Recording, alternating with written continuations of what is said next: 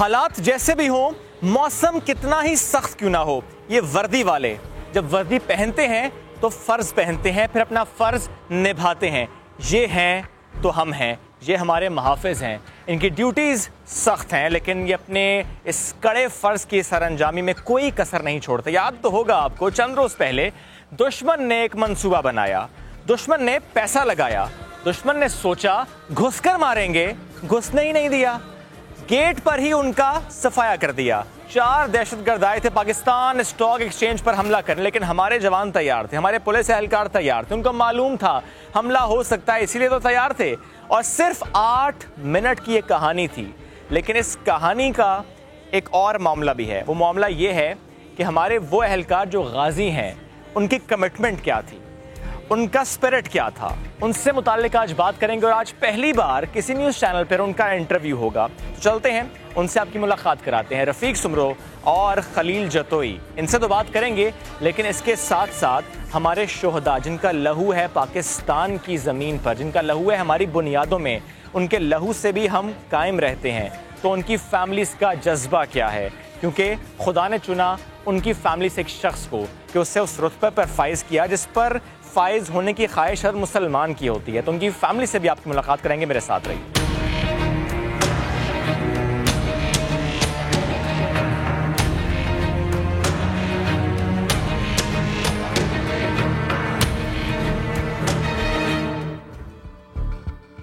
मुलाकात कराते हैं आपके अपने गाजियों से। RRF के कमांडो रफ़ीक सुमरो, जाहिर है ये दिन उनका था, ये दिन पुलिस का था, ये दिन हमारे जवानों का था। दहशतगर्दों ने सोचा भी नहीं होगा कि इतनी जल्दी उनका मलिया मेट हो जाएगा। रफ़ीक, सबसे पहले तो कौम आपको सलाम पेश करती है, समा का सलाम, नया दिन का सलाम, मेरा खुसूसी सलाम आपको। माशाल्लाह ज़बरदस्त, मतलब 8 मिनट में आप और आपकी टीम छा गए। इससे पहले कि मैं सवाल करूं, मैं सवाल नहीं करता, मैं पूरी कहानी सुनता हूं आपसे। वो सब गैर मामूली तो थी, तो जाहिर है आप लोगों की तैयारी अपनी जगह पर सब गैर मामूली थी, लेकिन पूरा का पूरा किस्सा आपकी ज़बानी सुनना चाहते हैं हम। वालेकुम सलाम, थैंक यू, शुक्रिया आपका। लेकिन ये अचानक कैसे ही हमला हुआ, हम अपनी पॉइंट पे बैठे हुए थे, तो जैसे 10:02 से जैसे कार आई, 2 टेररिस्ट नीचे उतरे और फायरिंग उन्होंने शुरू कर दी। जैसे उन्होंने फायरिंग शुरू करी तो हमारे सब इंस्पेक्टर साहब उसको शहीद किया, 2 सिक्योरिटी गार्ड थे उनको भी शहीद किया। तो मैंने अपनी पोजीशन ले ली उसी टाइम। फायरिंग जैसे शुरू हुई हमने अपनी पोजीशन ले ली, तो जैसे पोजीशन लेने से एक दहशतगर्द अंदर आया। जैसे ही अंदर आए तो उन्होंने फायरिंग की, हमारा एक जवान जो जख्मी भी हो गया था, उसको पाँव में गोली लगी थी। तो मैंने अपने दोस्त दूसरे को बोला, भाई इसको लेके जा, ये फायरिंग जख्मी हो गया, अब नहीं चलेगा। तो मैंने बोला मैं कवर करता हूँ, इनको रोकता हूँ तब तक, तो उनको लेके जा, सेफ जगह लेके जा। तो मैंने फायरिंग कर रही तो वो खामोश हो गए, छुप गए। भाई उन्होंने ये महसूस किया भाई फायरिंग हो रही है, तो दूसरे जवान जो थे मेरे जख्मी थे उनको भाई लेके गया सेफ जगह की तरफ। उसके बाद मैंने अपनी फायरिंग बंद कर ली। मैंने थोड़ा अब नज़र नहीं आ रहे अपने ऐसी फायर बिला वजह फायर करना कोई काम नहीं है, इसलिए तो जैसे ही पहला दहशतगर्द उस बैरियर के नीचे से निकला, मैंने उसको शूट किया तो पहले ही गोली उसको सर पे लगी, वो पहले ही गिर गया। उसके बाद उन्होंने फिर ऐसे उसे भागे, भाई ये कोई है जो हमें हिट कर रहा है। तो उन्होंने ऐसे इस तरफ उन्होंने शायद सोचा भाई स्नाइपर वगैरह वाला होगा या कोई छत पे होगा, इस वजह से हमें जो हिट करा। उन्होंने दोबारा फायरिंग की, तो मैंने भी अपनी फायरिंग जो है वो बंद कर ली। तो 10, 15, 20, 30 सेकंड जो है उन्होंने जो बाहर अपनी आप डिस्कस की भाई क्या अब करना है। तो जैसे ही 15-20 सेकंड रख के एक दहशतगर्द आया, वो बिल्कुल सामने ही फायरिंग करता जा रहा था, सीधी फायरिंग करता जा रहा था। और उसके बाद 10 सेकंड रखे, उसके बाद दूसरा टेररिस्ट निकला, वो भी उसके पीछे जो है ना दहशतगर्द था, वही उसके पीछे जो है फायरिंग करता जा रहा था। वो एक ग्रेनेड फेंक रहा था तो दूसरा फायरिंग कर रहा था, ठीक है, और तो कोई वहाँ पे था ही नहीं। तो वो ग्रेनेड फेंक कर वो हमसे आगे निकल गए थे, फिर मैं सेफ जगह ही था। ओके। हाँ, उसके बाद चौथा जब दहशतगर्द निकला उस बैरियर के नीचे, उसने मेरे को देख लिया था, मैं अपनी पोजीशन पे, उसने बोला ये तो अभी जिंदा है। तो जैसे उसने मेरे पे एम करने की कोशिश की, मैंने उसको पहले ही जो है हाथ पे मारी गोली, उसकी वेपन जो छूट गई थी हाथ से। जैसे वेपन छूटी तो उसने दोबारा जो है अपना ग्रेनेड निकाला। वो ग्रेनेड निकालने से पहले ही जो है मेरी तरफ ही आ रहा था, मैं उसको गोलियां भी मार रहा हूँ लेकिन वो मेरी तरफ आ रहा था। उसके बाद जो उसने गन्ने निकाला, गन्ने निकालने के बाद जो उसने पिन निकालने वाला था, तब उसको मैंने सर पे हिट वो ग्रेनेड की पिन निकालने वाला था, वाला, आपने सर पे हाँ, हिट कर दिया। हिट कर दिया। 1 सेकंड का भी डिले होता था, वो नुकसान हो सकता था। ये बड़ा टाइमली डिसीजन आपने लिया। लेकिन मुझे ये बताएं कि आपके जहन में, आपके वहमो गुमान में भी था कि ये जो दहशतगर्द आए हैं बड़ी तैयारी से आए होंगे, इतने सोफिस्टिकेटेड वेपन्स भी साथ लाए होंगे? बिल्कुल, अब लाजमी है, अगर वो अपने हिसाब से आए थे तो उनको पता है हमने इतनी बड़ी बिल्डिंग में जो अटैक करना, तो अपनी वो पूरी तैयारी में से आए थे। रफीक भाई, आपके वहमो गुमान में भी था ये जो दहशतगर्द आए हैं बड़ी तैयारी से आए होंगे, ये हैंड ग्रेनेड, सोफिस्टिकेटेड वेपन्स और बहुत तैयारी से आए होंगे, ये वहमो गुमान में था? लाजमी है, अगर दहशतगर्द आता है तो बड़ी बिल्डिंग को हिट करने जब आता है तो लाजमी वो अपनी फुल तैयारी में आता है। उनको पता है हमने हिट करना है, हमने यहाँ पे जो है ना कब्जा करना है, जो भी करना है इधर ही करना है। तो अपनी तैयारी से बिल्कुल आए थे। उनके पास वेपन वगैरह, ग्रेनेड वगैरह बहुत कुछ सामान था, तो हमने वो ये नाकारा बना लिया। तो इस वजह से जैसे जो था, उसने मेरे को मार दिया था, मैंने उसको मार दिया था दहशतगर्द को। बाद में वो अपनी पोजीशन चेंज की, तो पहले मैंने उसके मैगजीन निकाली, क्योंकि दोबारा उठ के मेरे को ना हिट करे, ठीक, इसलिए मैंने उसकी मैगजीन निकाली, अपने हैंड ओवर कर ली। वो 2 दहशतगर्द जा रहे थे, तो एक दहशतगर्द बहुत आगे चला गया था, तो इस साइड पे था, मेरी रेंज से दूर था, मैं उसको नहीं देख पा रहा था। एक दहशतगर्द इस साइड पे था, इस रोड पे वो जा रहा, तो आगे एक पॉइंट है, तो उस पॉइंट के पीछे जो है वो बैठे बैठे फायरिंग कर रहा, खड़े। कोई हमारे आगे वाले जवान हैं, उनको भी नज़र नहीं आ रहा ये फायरिंग किधर से आ रही। तो मैंने उसको पीछे से 3-4 फायर मारे, तो आगे जैसे आगे निकला तो हमारे जवानों ने देख लिया भाई एक और भी है दहशतगर्द। तो जैसे वो आगे निकला गया, तो आगे भाइयों ने, हमारे टाइट जो सिक्योरिटी वाले भाई थे, हमें दोस्त थे, वो भी चुस्त हो गए थे, उन्होंने भी हिट किया, काफ़ी 1-2 को उन्होंने गिरा लिया था। तो 2 ही दहशतगर्द वहीं गिर गए थे, पहले ही मैंने मार दिए थे। क्या बात है। बाकी 2 दहशतगर्द आपके दोस्त उस कहानी पर जाने से पहले, ज़ाहिर है क्योंकि आप साथ मौजूद हैं, ये जो वाक़या हुआ, ज़ाहिर आपने दहशतगर्दों को मार गिराया है, इससे पहले कभी इनकाउंटर हुआ चोर डाकू या किसी और से, जब आपने किसी को मार गिराया हो? ये पहला इंसिडेंट था आपकी ज़िंदगी में, आपकी इस ड्यूटी में? जी हाँ, पहले ये हमारी ड्यूटी और ज़िंदगी में पहले हम ट्रेनिंग पे थे, आर्मी में ट्रेनिंग की हमने, फिर हम रज़ाकाबाद ट्रेनिंग सेंटर वहाँ पे की। उस्तादों ने हमें बहुत समझाया, भाई आपको जब अटैक हो, क्या कुछ भी हो, लेकिन आपको जो है ना अपनी हिम्मत दिखानी है, आपको लड़ना है, कैसे लड़ना है, क्योंकि आप फोर्स के जवान हैं। तो रज़ाकाबाद में हमने माशाल्लाह ज़बरदस्त ट्रेनिंग की, 1 साल से हमारी ट्रेनिंग चल रही है। तो अभी हम वहाँ ट्रेनिंग पे थे, लेकिन वायरस की वजह से जो है हमें अपने यूनिट में भेज दिया गया था। लेकिन इस ट्रेनिंग का कितना फ़ायदा हुआ कि आप देखिए कि पहला वाक़या था, लेकिन उस पहले ही वाक़े में तारीख़ रकम कर दी। आखिरी बात, ज़ाहिर है आप गाज़ी हैं, और उस वाक़े के बाद फैमिली, फ्रेंड्स, इनका रिस्पांस आना, और स्पेशली सोशल मीडिया पर वो जो एक तारीफ़ सुन के बड़ी खुशी होती है, थोड़ा सा वो भी शेयर करें। हाँ, लाजमी है, अगर बंदा जो है कुछ करता है तो उसकी फैमिली वगैरह वो बहुत खुश होती है। वो माँ बाप होते हैं, उन बोलते हैं मेरे बेटे ने जो अपने मुल्क के लिए अपनी जान हथेली पे रख के लड़ा है। क्या बात, ज़बरदस्त। बहुत शुक्रिया रफ़ीक, साथ मौजूद थे आप, और ज़ाहिर है पहले 2 दहशतगर्दों को मार गिराया रफ़ीक सुनो ने, खलील जतोई। अब आपकी हम उनसे मुलाकात करा दें।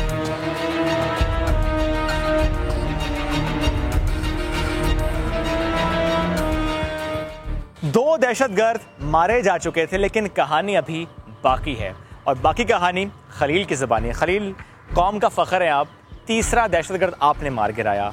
थोड़ा सा मुझे उस वक्त में लेकर जाएं, उस सिचुएशन में लेकर जाएं नाजरीन को। सबसे पहले अस्सलाम वालेकुम। मैं मशकूर हूँ उन माँ बहनों का, अपने वालिदैन का, अपने दोस्तों का, अपने उस्ताज़ा का, और अपने सीनियर अफसरान का, जिनकी मेहनत और जिनकी दुआओं से अल्लाह ताला ने हमें एक बड़े हादसे से महफूज किया। जी, तो मामूल के मुताबिक हमारी ड्यूटी थी वहाँ पे, सुबह 8 बजे हम वहाँ ड्यूटी पे पहुँच चुके थे। मेरी ड्यूटी थी रिसेप्शन चौकी के ऊपर मस्जिद के टॉप पे। तो हम अपने पोजीशन पे बैठे हुए थे, अलर्ट थे अपनी ड्यूटी के हिसाब से। अचानक एक बर्स्ट टाइप के फायर चले और ग्रेनेड्स की आवाज़ आई। टारगेट करते करते वो जब रिसेप्शन चौकी तक पहुँचे तो एक जो दहशतगर्द था वो रिसेप्शन चौकी के अंदर इन हुआ।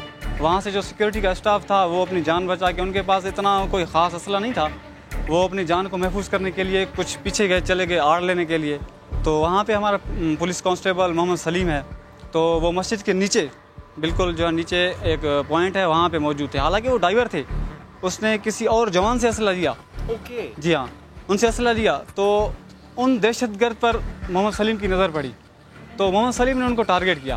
अच्छा। हालांकि वो हैंड ग्रेनेड का पिन निकाल चुके थे, तो मोहम्मद सलीम ने उनके सीने पर गोलियां चला दी, तो उनमें ये वसीयत नहीं बची कि वो ग्रेनेड को आगे फेंक सकें, तो वहाँ पे उनका ब्लास्ट हो गया। उनकी गोलियों लगने से भी वो काफ़ी इंजर हो चुके थे, लेकिन फिर ब्लास्ट हुआ तो वो वहाँ पे जहन्नम हासिल हुए। तो उनके बिल्कुल बैकअप में था दूसरा दहशतगर्द जो एकदम से पीछे चला जाता है। यानी चौथा। जी हाँ, चौथा बिल्कुल पीछे चला जाता है। उसकी नज़र मोहम्मद सलीम पर पड़ती है, तो वहाँ से वो बर्श चला लेता है मोहम्मद सलीम के ऊपर। तो मोहम्मद सलीम वो चौकी छोड़कर किसी सेफ जगह पे जाने की कोशिश करते हैं, पीछे निकल जाते हैं। तो मैं ऊपर से उसी दहशतगर्द को टारगेट करता हूँ। मैंने उसके सीने पे 2 से 3 गोलियाँ चलाई, लेकिन क्या वजह, चौथे पे, लेकिन ये वजह मालूम ना हो सकी कि क्यों उसको नहीं लग रही थी गोलियाँ उसको, लेकिन हिल रहा था, लेकिन उसे उन्हें असर नहीं हो रहा था। शायद उनको कोई जैकेट वगैरह पहनी हुई थी। जी हाँ, जी हाँ बिल्कुल। तो उन्होंने ऊपर देखने की कोशिश की, तो ये टारगेट मेरे ऊपर कहाँ से हो रहा है। जी हाँ, तो मैं पीछे बैठ गया, क्योंकि वो देख रहे थे, अगर देखते तो बर्श चला लेते। तो मैं तकरीबन 8 से 10 सेकंड तक बैठ गया नीचे जब बैठ गया तो मैंने दिल में ये सोचा, अगर मैं अभी उठूँगा तो वो देख रहा होगा। मैं इसको टाइम देता हूँ तकरीबन 8 से 10 सेकंड। ये किसी और पे फायर करेगा या किसी और पे अटैक करेगा तो इसका जहन उस तरफ चला जाएगा, तो मैं उठ के फिर उसको टारगेट करूँगा।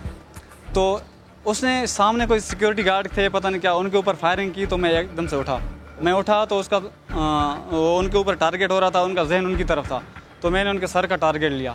मैंने एक ही राउंड मारा और उसके सर में लगी और वो जहन्नुम हासिल हुआ। क्या बात, क्या बात। अब मुझे ये बताएं कि उस दिन के बाद, इस वाक़े के बाद, ज़ाहिर है बहुत अप्रिसिएशन, माशाल्लाह बहुत अप्रिसिएशन आप लोगों को मिली है, पुलिस को मिली है और आप लोगों की वजह से मिली है। उस हवाले से मुझे बताएं कितना अच्छा फ़ील होता है, कितना प्राउड फील होता है? बस एकदम तो कभी ये फील होता है कि क्या ये काम हम ही ने ही किया है। तो काफ़ी दोस्त फ़ोन करते हैं, क्योंकि ज़ाहिर चंद मिनटों की कहानी, चंद मिनटों में हमने तकरीबन 8 मिनट तक तो हमने उनको मार दिया था। वो जहन्नुम हासिल हो चुके थे, लेकिन अपने एहतियात के तौर पे हम जो है नीचे नहीं उतर रहे थे अपने पॉइंट से। हो सकता है उनका कोई और ग्रुप हो या और कोई अटैक वो कर दें, इस वजह से हमने अपनी पॉइंट को खाली नहीं छोड़ा। अगर वो दोबारा आते तो शायद और नुकसान हो जाता है, इस वजह से हम अलर्ट बैठे हुए थे। और अब इस वाक़े के बाद ड्यूटी वहीं पर है? नहीं, काफ़ी दिन हुए हैं, हमें रेस्ट में रखा गया है फ़िलहाल। और क्योंकि पार्टीज़ वगैरह होती हैं अफसरान की तरफ से, उनके पास मीटिंग्स होती हैं और वो अप्रिशिएट करते हैं हमें। और सिर्फ अफसरान की तरफ से या ख़ानदान में भी ऐसा ही हो रहा है? ख़ानदान में फ़िलहाल हम छुट्टी पे घर नहीं गए हैं। जब जाएंगे तो इंशाल्लाह वहाँ पे भी यही समा होगा। ख्वाहिश थी पुलिस में आने की? जी हाँ बिल्कुल, बचपन से ख्वाहिश थी। कभी सोचा था ऐसा मौका आएगा, दहशतगर्द सामने होगा, उसे भड़काएंगे? सोचा नहीं था, ये फील होता था। ज़ाहिर है अगर फोर्स डिपार्टमेंट सिपाही भर्ती होता है तो ज़ाहिर है या तो गाजी बनता है या शहीद बनता है। उस दिन कुछ गैर मामूली हुआ था इस वाक़े से पहले? कुछ दिल में था, कुछ हो सकता है? नहीं, बिल्कुल मामूल के मुताबिक था। वहाँ बैठे थे के बाद जब इतना एक आपने ज़ाहिर है कुछ चंद मिनटों की जो कहानी थी, उसके बाद कभी ऐसा होता है रात को सो रहे हो, अच्छा ख्याल आ रहा हो कि वो 8 मिनट रिवाइंड हो रहे हो, ऐसा होता है? नहीं, बिल्कुल भी नहीं, बिल्कुल इजी फील करते हैं अल्हम्दुलिल्लाह। जी हाँ, अफसरान के जो है बिल्कुल तवज्जो है हमारे ऊपर सिक्योरिटी के लिहाज से, और बिल्कुल अप्रिशिएट करते हैं। तो अल्हम्दुलिल्लाह हम इजी फील करते हैं, ऐसी कोई बात नहीं। आवाम को कुछ कहना चाहेंगे?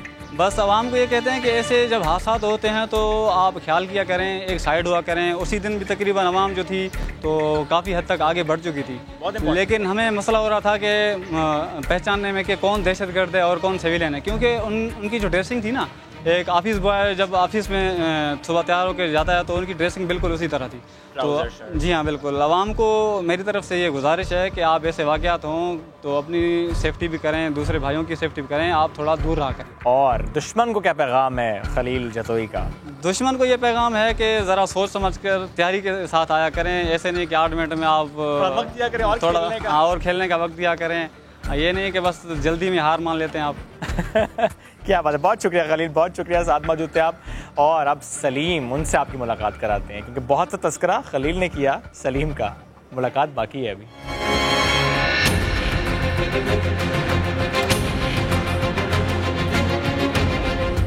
मोहम्मद सलीम बरोही, मैंने तो पूरी कहानी सुनी और मैं बहुत इंस्पायर हुआ। जब आप सुनेंगे तो आप भी इंस्पायर हो जाएंगे, क्योंकि ड्यूटी कुछ और हो और काम कुछ और कर दिया जाए तो क्या ही बात है। अस्सलाम वालेकुम, कैसे आप? दुआ इलाके में। यूँ तो ज़ाहिर आपने बहुत से कोर्सेज़ किए, जैसे हम अभी गुफ्तगू भी कर रहे थे इससे पहले, लेकिन उस दिन आप एज ड्राइवर थे वहाँ पर। जी सर। लेकिन एज ड्राइवर आपने वो कर दिखाया जो कि हम सोच नहीं सकते थे, यानी आपने तीसरा दहशतगर्द मार गिराया। वेपन कैसे आपने लिया, कैसे आपने उसे मार गिराया, थोड़ा सा मुझे बताएं। सर हम उस दिन ट्रक पे बैठे हुए थे तो अचानक धमाके हो गए, तो मैं फौरी तौर पे मैं बैठा हुआ था और मेरे साथ कंपनी का मुंशी बैठा था। हम फ़ौरन भाग के चले गए ना रिएप्शन चौकी पे। तो वहाँ मेरा जवान था ज़मीर हुसैन, वो उसको हिट कर रहा था, मगर उसका टारगेट शायद दाएं बाएं लग रहा था, क्योंकि मेरे को टारगेट मेरा बिल्कुल टारगेट सही था, क्योंकि मैंने इलीट भी किया था, इग्लिट भी किया था और लोअर भी कभी करके आया था। तो कोरोना की वजह से हमारे को वहाँ वापस भेज दे के अपनी यूनिट में चले जाओ। तो मेरे टारगेट माशाल्लाह बेहतरीन थे। मैंने ज़मीर से वेपन लिया, मैं टारगेट खुद ही कर लूँगा, आप पीछे हट जाओ। तो मैंने वहाँ वेपन लिया, मैंने मोर्चा पकड़ लिया, रिएप्शन चौकी मैंने पकड़ लिया। तो वो 2 बंदे आ रहे थे, एक रोड के इस साइड पे आ रहे थे, एक इस साइड पे आ रहा था। तो मैं इसके ऊपर 1-2 फायर मारा ना, तो रेंज से भी दूर थे, तो और नज़दीक आए। तो मैंने 1-2 गोली और भी मारे तो शायद बच गए। तो वो चौकी के अंदर घुस गया, चौकी के अंदर घुस गया। तो वो मेरे पे फायर कर रहे थे, मैं भी उसको फायर कर रहा था। पीछे से रफ़ीक भी इसको फायर कर रहा था, क्योंकि वो पीछे के मुड़ पे देख रहा फायर कर रहा था, आगे की तरफ भी फायर कर रहा था। तकरीबन काफ़ी 3 से या 2 मिनट हमने वहाँ उसको रोका हुआ था दूसरे नंबर बैरल पे। तो उसके बाद उसने उसकी नज़र मेरे पे पड़ी तो उसके पूरा बर्श चलाया मेरे चौकी पे। तो मैंने वहाँ से हटा, मैंने हो सकता है क्रैकर उसके साथ हो, बम हो, 10 बम मेरे ऊपर फेंक दे।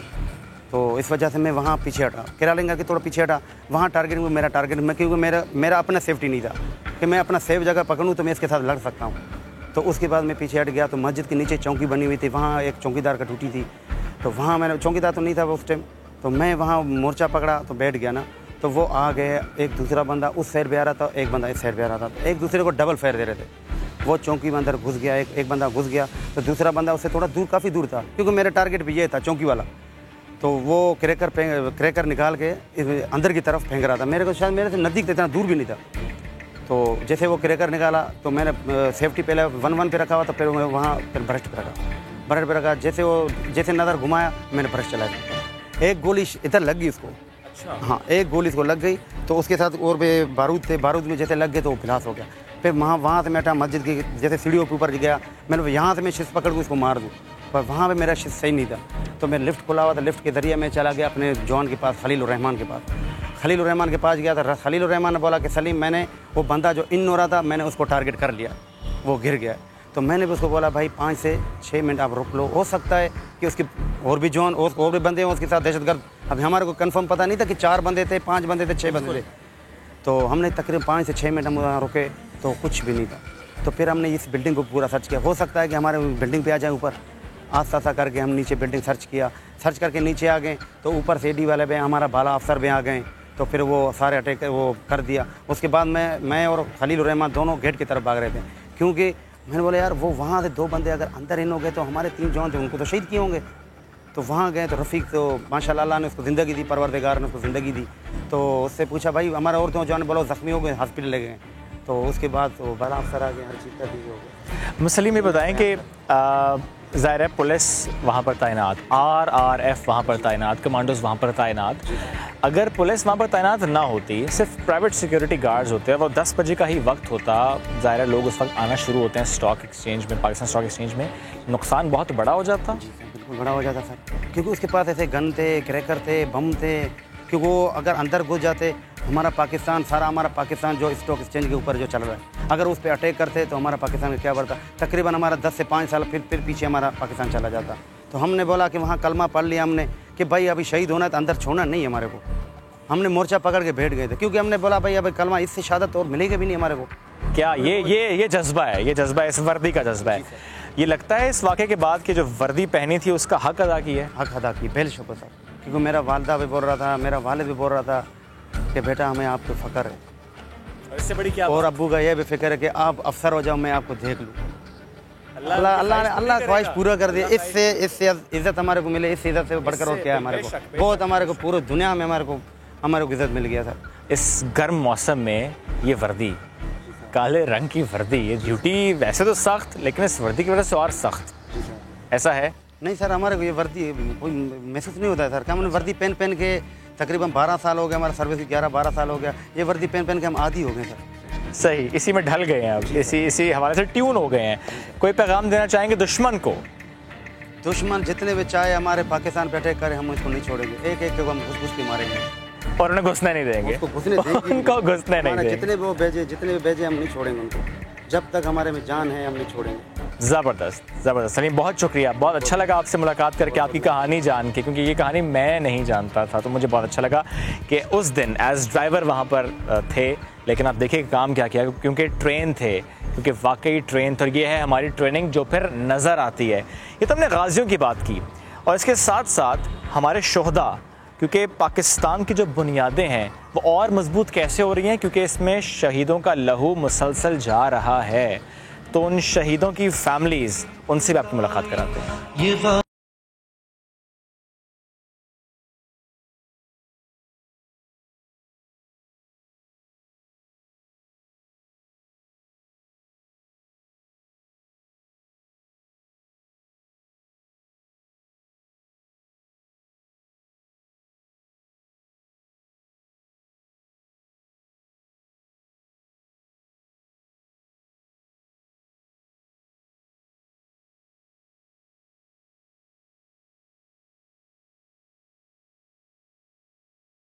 सब इंस्पेक्टर मोहम्मद शाहिद शहीद हुए।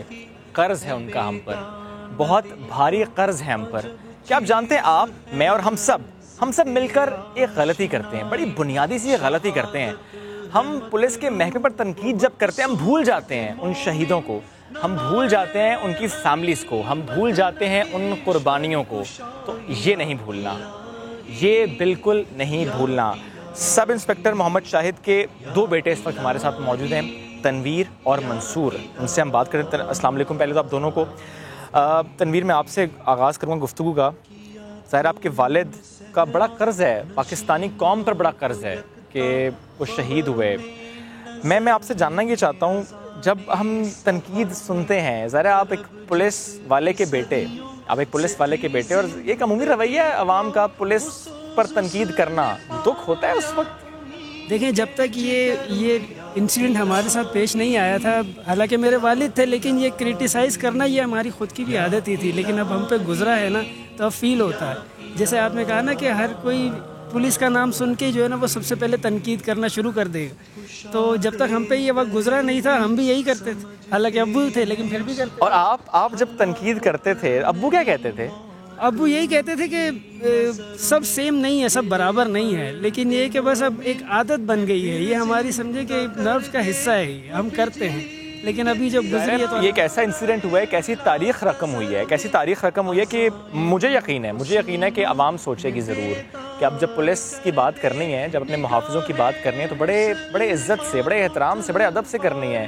थोड़ा सा मुझे अपने अब्बू से मुतालिक बताएंगे। होता है ना कि जब आपका बड़ा प्यारा आपके पास ना हो, वैसे तो शहीद है आपको फ़ील होगा कि आपके पास है, हर वक्त पास है आपके, और उनकी बातें याद आना, अगर आप शेयर करें।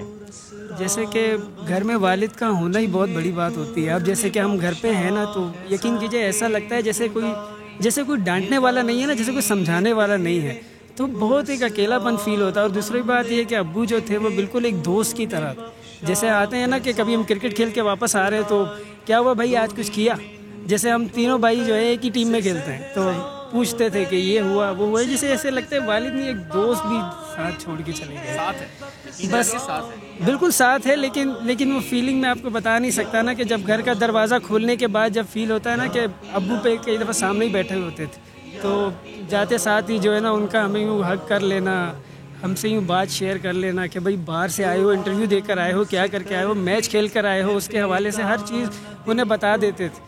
लेकिन अब जैसे ना कि बस एक कमी तो है, दरवाज़ा खोलने के बाद अम्मी तो हैं, लेकिन अब्बू नहीं। शहादत है मतलूब मकसूद मोमिन, न माले गनीमत न केश्वर कुशाई, या इलाही या इलाही या इलाही। तनवीर, अब्बू की ख्वाहिश थी तीनों बेटों में से कोई बेटा पुलिस ज्वाइन करे? जी अल्हम्दुलिल्लाह, अब्बू की तो बहुत ख्वाहिश थी कि अब्बू चाहते थे कि ये पुलिस में हो जाए, लेकिन ज़्यादातर अब्बू की जो ख्वाहिश थी वो छोटे भाई की थी, लेकिन फिर उसके एक्सीडेंट की वजह से फिर ऐसा हो गया। लेकिन ये था कि फिर जब कोशिश में लगे हुए थे, मैंने 2 मरतबा रनिंग की थी पुलिस के लिए, लेकिन मैं उसमें फ़ेल हो गया था। थोड़ा अब्बू ने थोड़ा कहा था कि इंशाल्लाह ताला हिम्मत नहीं हारनी, कोई मसला नहीं, इंशाल्लाह ताला तुम ज़रूर इसमें कामयाब होगे, और उसके लिए मैं कोशिश भी कर रहा था। तो अब ये है कि अब बब्बू की वो बातें सारी याद आती हैं। या इलाही या इलाही। जाहिर है बाप है घर का ऐसा साया है कि ज़ाहिर है याद आपको भी आ रहा है और हम ज़ाहिर उनकी बात करें। तनवीर मुझे बताइएगा कि इस वाक़े के बाद ज़ाहिर है जिस रुतबे पर अल्लाह ताला ने उनको फ़ाइज़ किया उसके बाद फैमिली, जानने वाले, मोहल्लेदार, रिश्तेदार वो ज़रूर प्राउड तो फील करते होंगे, फिर आपको और प्राउड फील होता होगा।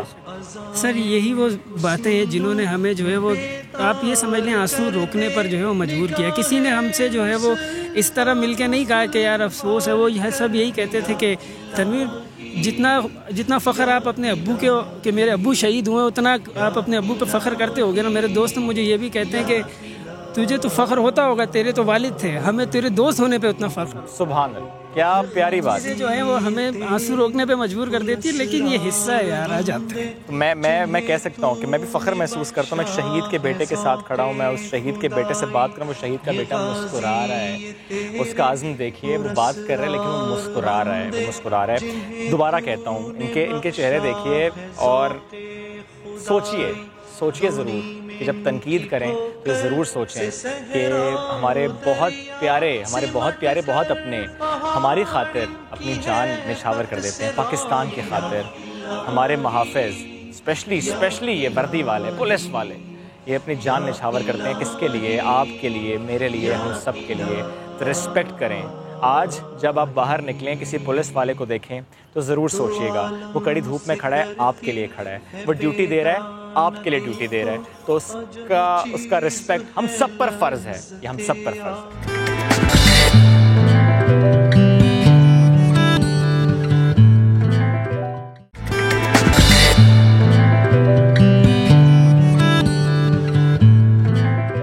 कराची में मुसीबत भेस नहीं बदलती, एलानिया और गैर एलानिया के तौर पे सामने आ जाती है और इसको कहते हैं क्या जी? बत्ती का जाना, बिजली का गुल हो जाना। और उसके बाद आप चाहे भैंस के आगे पीन बजाते रहें, कोई सुनने वाला नहीं है। जितना मर्जी आप कहते रहें कि भैया लाइट भेज दो, के इलेक्ट्रिक भाईजान लाइट भेज दें, लाइट नहीं आती। एनीवेज इस शहरी परेशान है, जिस किरण आपने भी आगाज में कहा कि कुछ रिलीफ था, वाकई कुछ रिलीफ था कराची के उन इलाकों में जहां लोड शेडिंग नॉर्मली नहीं होती, वो लोड शेडिंग से मुस्तस्ना इलाके हैं, तो वहां पर वीकेंड पर लाइट नहीं है, अदरवाइज वहां पर लाइट जाती है, एक फिक्स टाइम पर जाती है, जिसे फॉल्ट का नाम दिया जाता है। वो फॉल्ट उन्हें मालूम होता है कि 11 बजे होना है या 3 बजे होना है या 4 बजे होना है, 1 घंटे के लिए होना है, ये भी उनको मालूम होता है। जैसी लाइट जाती है फौरन से मैसेज भी आ जाता है। ये कैसा फॉल्ट है जिसका पहले से टाइम इनको मालूम होता है, ये मेरी समझ से बाहर है, आई एम श्योर आपकी समझ से भी बाहर होगा। एनीवेज कराची के शहरी परेशान हैं। एक रिहायशी कॉम्प्लेक्स गए थे हमारे नुमाइंदा खुर्शीद आलम, और वहां के जो रिहायशी हैं उनसे बात की कि कितनी लाइट जा रही है और जब लाइट जाती है तो कितने मसाइल हैं, क्योंकि लाइट जाने से एक बड़ा मसला ये होता है कि पानी भी नहीं आता। मकीन की क्या राय है इस हवाले से आपको दिखाते हैं।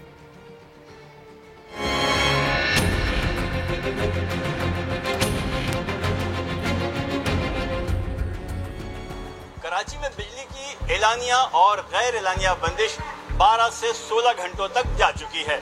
ऐसे में शहरियों पर क्या बीतती है और वो क्या महसूस करते हैं, ये हम मालूम करेंगे शहर पाकिस्तान के एक कसीरुल मंजिला रिहायशी प्रोजेक्ट में। यहाँ छोटे छोटे फ्लैट्स में लोग किस तरह ज़िंदगी गुजारते हैं और रात को अचानक जब लाइट चली जाती है तो उन पर क्या बीतती है, ये हम मालूम करेंगे इन्हीं शहरियों से। ये सूरत हाल ये है भाई कि किसी वक्त का पता नहीं, किस वक्त लाइट आती है, किस वक्त लाइट जाती है। रात के 2 बजे लाइट जाती है, फिर 1 घंटे के बाद आ जाती है, 2 घंटे के बाद, फिर रात के 3 बजे लाइट चली जाती है, 4 बजे चली जाती है, सुबह अजानों के टाइम पे लाइट आती है। कुछ नहीं पता किस वक्त जा रही है, किस वक्त आ रही है। बिल भी इतने ज़्यादा आ रहे हैं कि हमारे यहाँ कोई ऐसा भी नहीं कि एसी वगैरह चल रहे हैं, और कुछ किराए के घर में क्या एसी लगाएंगे। लेकिन ये है कि बिल उसमें भी 6-8 हज़ार रुपये के बिल आ रहे हैं हमारे, और वो पेड हैं। 20,000 सैलरी और 10,000 बिल आ जाए, 15,000 बिल आ जाए तो कहाँ से भरेंगे? खाएगी आवाम या बिल भरेगी? इसका कोई लिमिट नहीं। दिन भर मर्द काम करता है, बच्चे पढ़ाई बंद हो गया, हर कुछ बंद हो गया, रोजी गया, रोजगार गया, तब्दीली आ रहा था, किधर गया? तब्दीली हवा में उड़ के चला गया। इधर क्या तब्दीली, किसी से हम लोग को उम्मीद नहीं है। हाँ तो पूरे 24 घंटे जाती है लाइट, और क्या कहते हैं यहाँ पे पता नहीं कब आती है, और हम गर्मी के मारे भी उठ जाते हैं, और कहते हैं ऑनलाइन पढ़ भी नहीं सकते क्योंकि नेट पे नहीं चल रहा है, इसलिए आएगी तो हम बताएंगे ना कि कितनी देर की जाती है। यहाँ तो आती नहीं, 1 घंटे आती है, 4 घंटे जा रही है। अपील करते हैं कि इमरान खान साहब को वजीर आजम बनने से पहले नीपट National Institute of Public Administration में ट्रेनिंग करनी चाहिए थी, तब सीट पर बैठते। कराची के शहरी नाराज हैं। उनका ये कहना है कि इन 2 वर्षों में जो वादे किए गए थे उनमें से कुछ भी पूरा नहीं हो सका। ना पानी मिला और ना ही बिजली मिल रही है। कैमरामैन कासिम रईस के साथ खुर्शीद आलम, समा, कराची। कराची क्या, सिंध भर के मुख्तलिफ शहरों में कुछ यही हाल है। सक्खर का तस्करा ले लीजिए, शहरी बहुत परेशान है। यहाँ कहीं 10 और कहीं 14 घंटों के लिए बिजली गायब हो जाती है और लोग कहते हैं अब ये आने का नाम नहीं ले रही। इसी सब के ऊपर अपडेट करेंगे हमारे नुमाइंदे साहिल जोगी। जी साहिल। जिस सिंध भर की तरह सक्खर में भी लोड शेडिंग की जा रही है, शहरी इलाकों में 10-10 घंटे और देही इलाकों में 14-14 घंटे की लोड शेडिंग हो रही है। लोड शेडिंग के बायस शदीद गर्मी में एक तरफ शहरी सख्त परेशान है तो दूसरी तरफ इनका कारोबार भी मुतासर है। लोड शेडिंग के बायस इनका कारोबार कितना मुतासर है, आइए हम दुकानदारों से जानते हैं। क्या करें, केवल एहतजाज इस वजह से कर रहे हैं कि हमें हुकूमत पाकिस्तान इमरान खान ने अभी पिछले दिनों ये ऐलान किया था कि हम हर दुकानदार को 20,000, 25,000, 30,000 तक का रिलीफ देंगे बिजली के ऊपर, और जो ये रिलीफ होगा ये अक्टूबर तक चलेगा। जो अक्टूबर से पहले खत्म करेगा उसको बिल जो आएगा वो उसको पूरा भरना पड़ेगा। मगर वो रिलीफ तो अपनी जगह कायम हो है, मगर अब डिटेक्शन जो है ना वो हमारे को वैसे लग कर आ रहा है। भाई बिजली आती कब है? आप भाई पूछ रहे हो कि लोड शेडिंग बिजली आती कब है हमारे शहर में? ये देख रहे हो आपके सामने सारा सामान पड़ा हुआ है, काम नहीं है, बैठे हुए हैं, बेरोजगारी है, ऊपर से लॉकडाउन। तो एक मसला है मुल्क में, हजारों मसले हैं, किस किस को बताएं आपको? ये मुल्क तो तबाह होने वाला है, एक ऊपर से लेकर नीचे तक सब करप्शन है। वापटा क्या, दूसरे अदारे क्या, पानी, सब निजाम फेल हो चुका है हमारे मुल्क में। 5 महीने से 4 महीने से दुकान बंद था, अभी दुकान खुले हैं तो लाइट का मसला है। लाइट तो चल ही नहीं रही है, गर्मी में मर रहे हैं। जब लाइट नहीं चल रही तो कोई कस्टमर भी आने के लिए तैयार नहीं है। इधर इतनी गर्मी है, गर्मी से वैसे ही दम घुट रहा है। तो और घर पे जो हाल है बच्चों का वो अल्लाह ही जानता है, बड़ी तकलीफ से गुजारा हो रहा है हमारा, और लाइट की वजह से बड़ा प्रॉब्लम आ रहा है। हम रिक्वेस्ट करते हैं वफाक को, सूबे को, तो हम मेहरबानी करके बिजली का निज़ाम सीधा करें। वैसे ही आवाम भूख मर रही है लॉकडाउन की वजह से।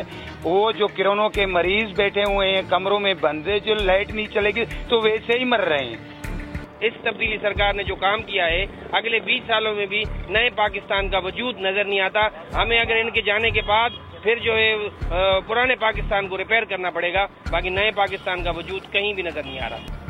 जी, दुकानदारों का आपने सुना कि लॉकडाउन की वजह से वो परेशान है। अब लोड शेडिंग के बायस उनको लाखों रुपए का नुकसान हो रहा है। इन्होंने हुकूमत से ये मुतालबा किया है कि लोड शेडिंग खत्म की जाए। कैमरामैन शाहिद सोलंकी के साथ साहिल जोगी, समा, सक्खर।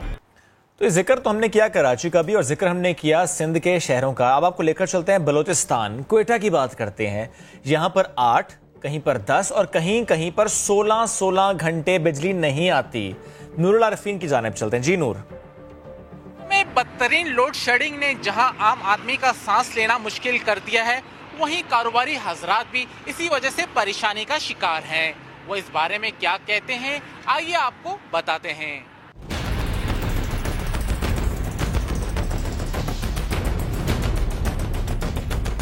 काफ़ी परेशानी है। एक तो घरों में हमारा पानी नहीं है, हैरान है। एक टैंकर 3,000 से 4,000 तक पहुंच गया पानी। बिजली हमारा पानी है तो बिजली नहीं है। बिजली की वजह से हमारे जो है ना कारोबारों बिल्कुल कारोबार है ही नहीं। समझिए कि जो कारोबार का टाइम होता है उस टाइम बिजली नहीं है।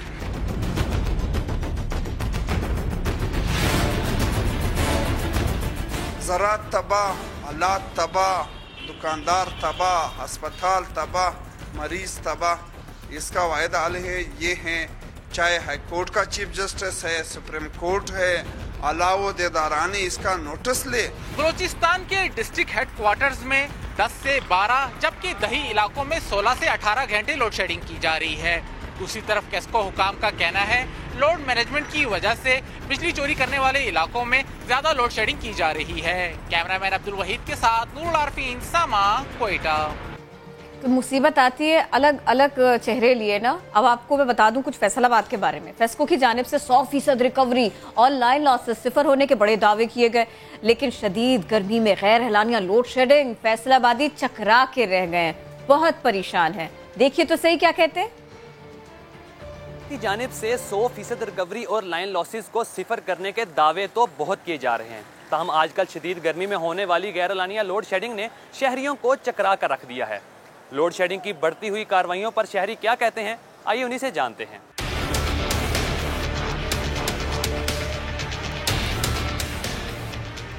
हुकूमत जो कह रही है वो लॉकडाउन की वजह से घर बैठे हैं, लेकिन जब घर बैठते हैं तो वहाँ पे लाइट नहीं आती।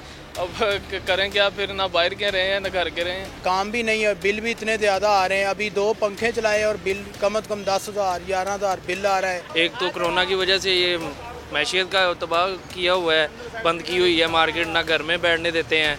अगर घर बैठ जाएं तो फिर भी लोड शेडिंग। ये लोग जब कैंटीन पर बैठे थे, कहते हम ये करेंगे वो करेंगे, क्या किया इन्होंने। दुकानें बंद हैं, सारी मार्केटें बंद हैं और बिजली बिल्कुल नहीं आ रही। नवाज शरीफ बिजली छोड़ के गया, इन्होंने बिल्कुल ख़त्म कर दिया है। बढ़ती हुई लोड शेडिंग से संती शहर में न सिर्फ कारोबारी तबके को नुकसान पहुंच रहा है, बल्कि कोरोना के बायस घरों तक क़याम करने वाले शहरियों को भी शदीद मुश्किलात का सामना है। कैमरामैन रिजवान साबरी के साथ यूसुफ चीमा, समा, फैसलाबाद।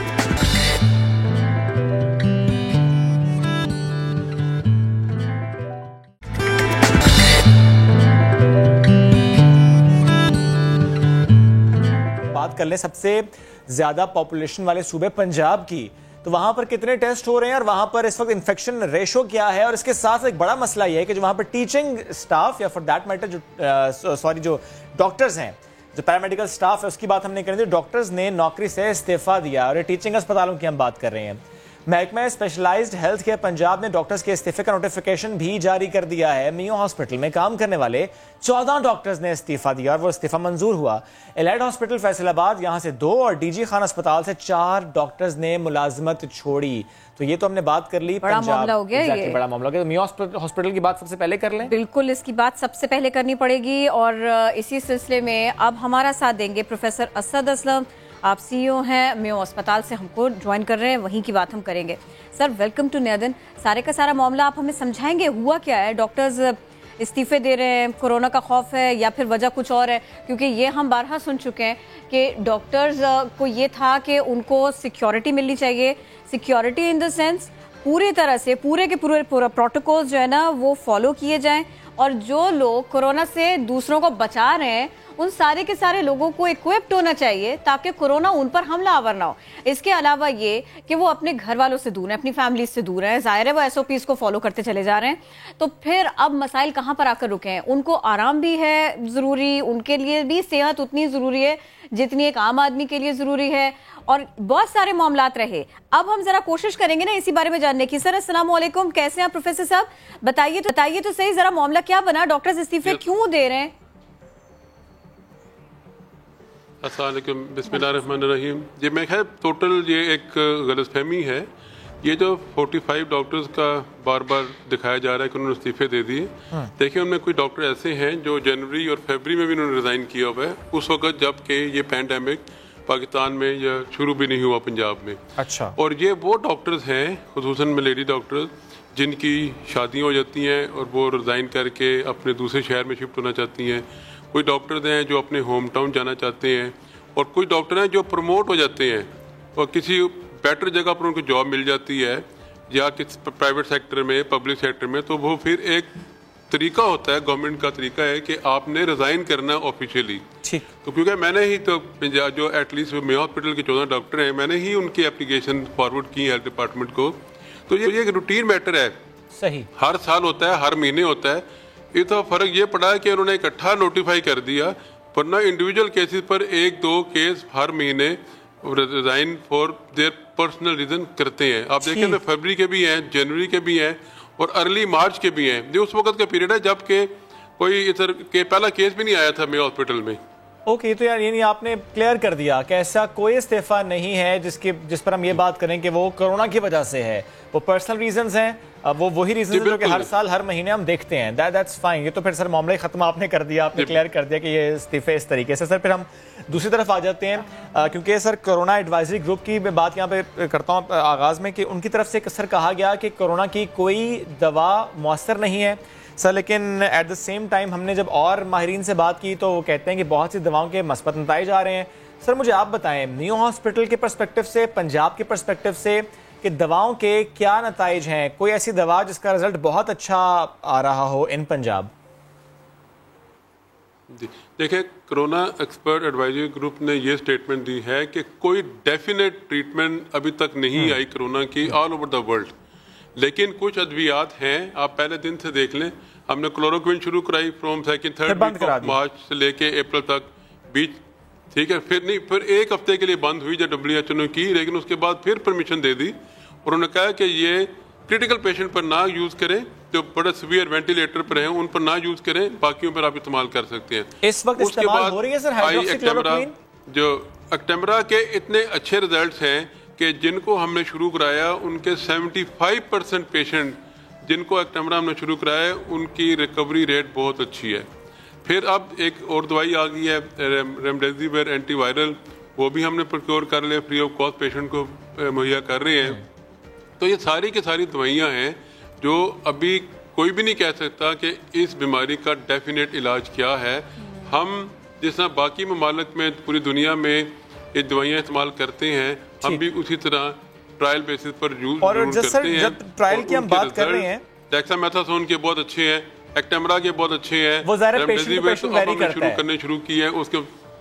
ठीक, इस दवा का result patient to patient vary करता है, ये बात समझ आने वाली है।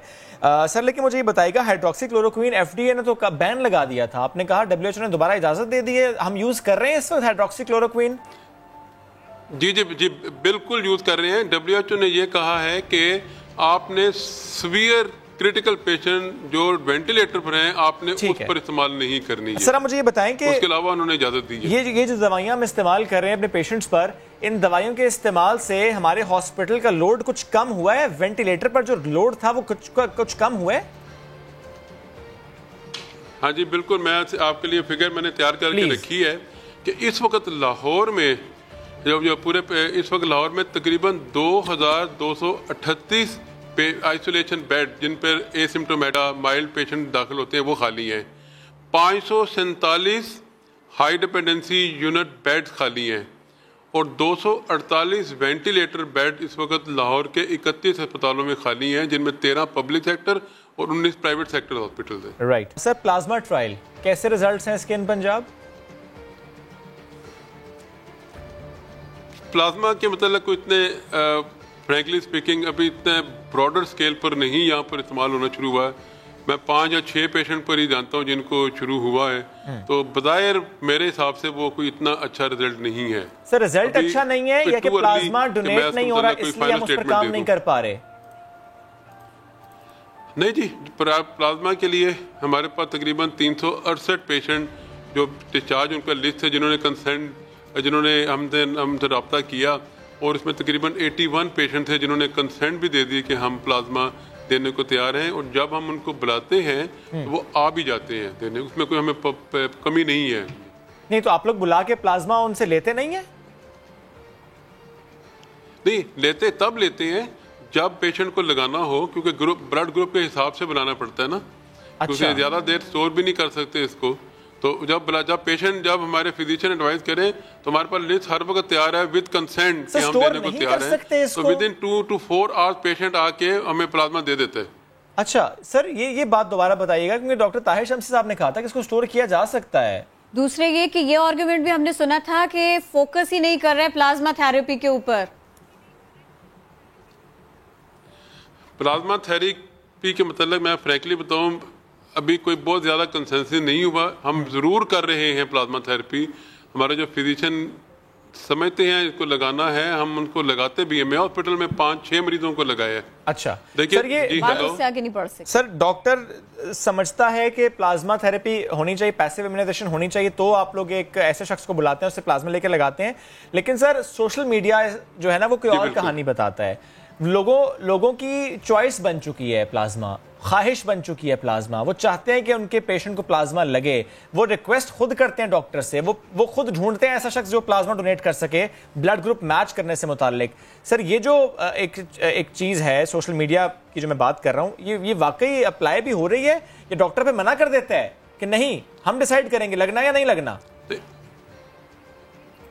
बिल्कुल, ये पेशेंट के अटेंडेंट, कई पेशेंट के अटेंडेंट मेरे पास ऑफिस में भी आते हैं कि हम प्लाज्मा लगवाना चाहते हैं। लेकिन जब मैं फिजिशियन से बात करता हूँ, पल्मोनोलॉजी से बात करता हूँ, एनेस्थेटिस्ट से बात करता हूँ, वो कहते हैं कि नहीं, अब हमारे हिसाब से अभी इसकी इंडिकेशन नहीं है। वो बात करता हूँ, वो अरेंज करके रखना चाहते हैं। हम उनको कहते हैं कि आप अरेंज करके जरूर रख लें, लेकिन डॉक्टर कहेगा तो लगेगा। होगी, जब फिजिशियन देंगे तो हम तब लगाएंगे। सेम गोस फॉर एक्टेम्बरा, पेशेंट की ख्वाहिश पर या पेशेंट के अटेंडेंट की ख्वाहिश पर नहीं लग सकता। ठीक, same goes for Actemra as well, because हमने देखा सर के पंजाब में ट्रायल पर है, कुछ हॉस्पिटल्स ये लगा सकते हैं और उनके पास एक्टेम्बरा मौजूद है। ये आप मुझे कंफर्म भी कर दीजिएगा अगर ऐसा नहीं है। और इसके साथ साथ वहां पर भी सर हम देखते हैं कि पेशेंट का अटेंडेंट खुद ढूंढ रहा है कि कहीं से एक्टेम्बरा मिल जाए। मैं आपको फ्रैंकली बताऊं कि पंजाब के सारे सरकारी अस्पतालों में जहां पर कोरोना ट्रीट हो रहा है, हुकूमत ने फ्री ऑफ कॉस्ट प्रोवाइड किया है। हमारे पास इस वक्त मेयो हॉस्पिटल में 60 पेशेंट की अभी मजीद डोज पड़ी है। ठीक है, जो हम जितनों को भी लगाया पहले हमने फ्री ऑफ कॉस्ट लगाया है। जैसा बाकी सरकारी अस्पताल है वहां पर भी फ्री ऑफ कॉस्ट मौजूद है। इसका एक क्राइटेरिया है जो सियाग ने दिया, कोरोना एक्सपर्ट एडवाइजरी ग्रुप ने, कि इतने लेवल ब्लड का डी डाइमर का हो, इतना सीआरपी प्रोटीन का हो, इतना IL-6 का हो। ठीक है सर, तो उसके ऊपर हम right. And you have that Actemra injection with you as I जिन अस्पतालों में इसका ट्रायल चल रहा है। Sufficient amount. ग्रेट सर, बहुत शुक्रिया। साथ में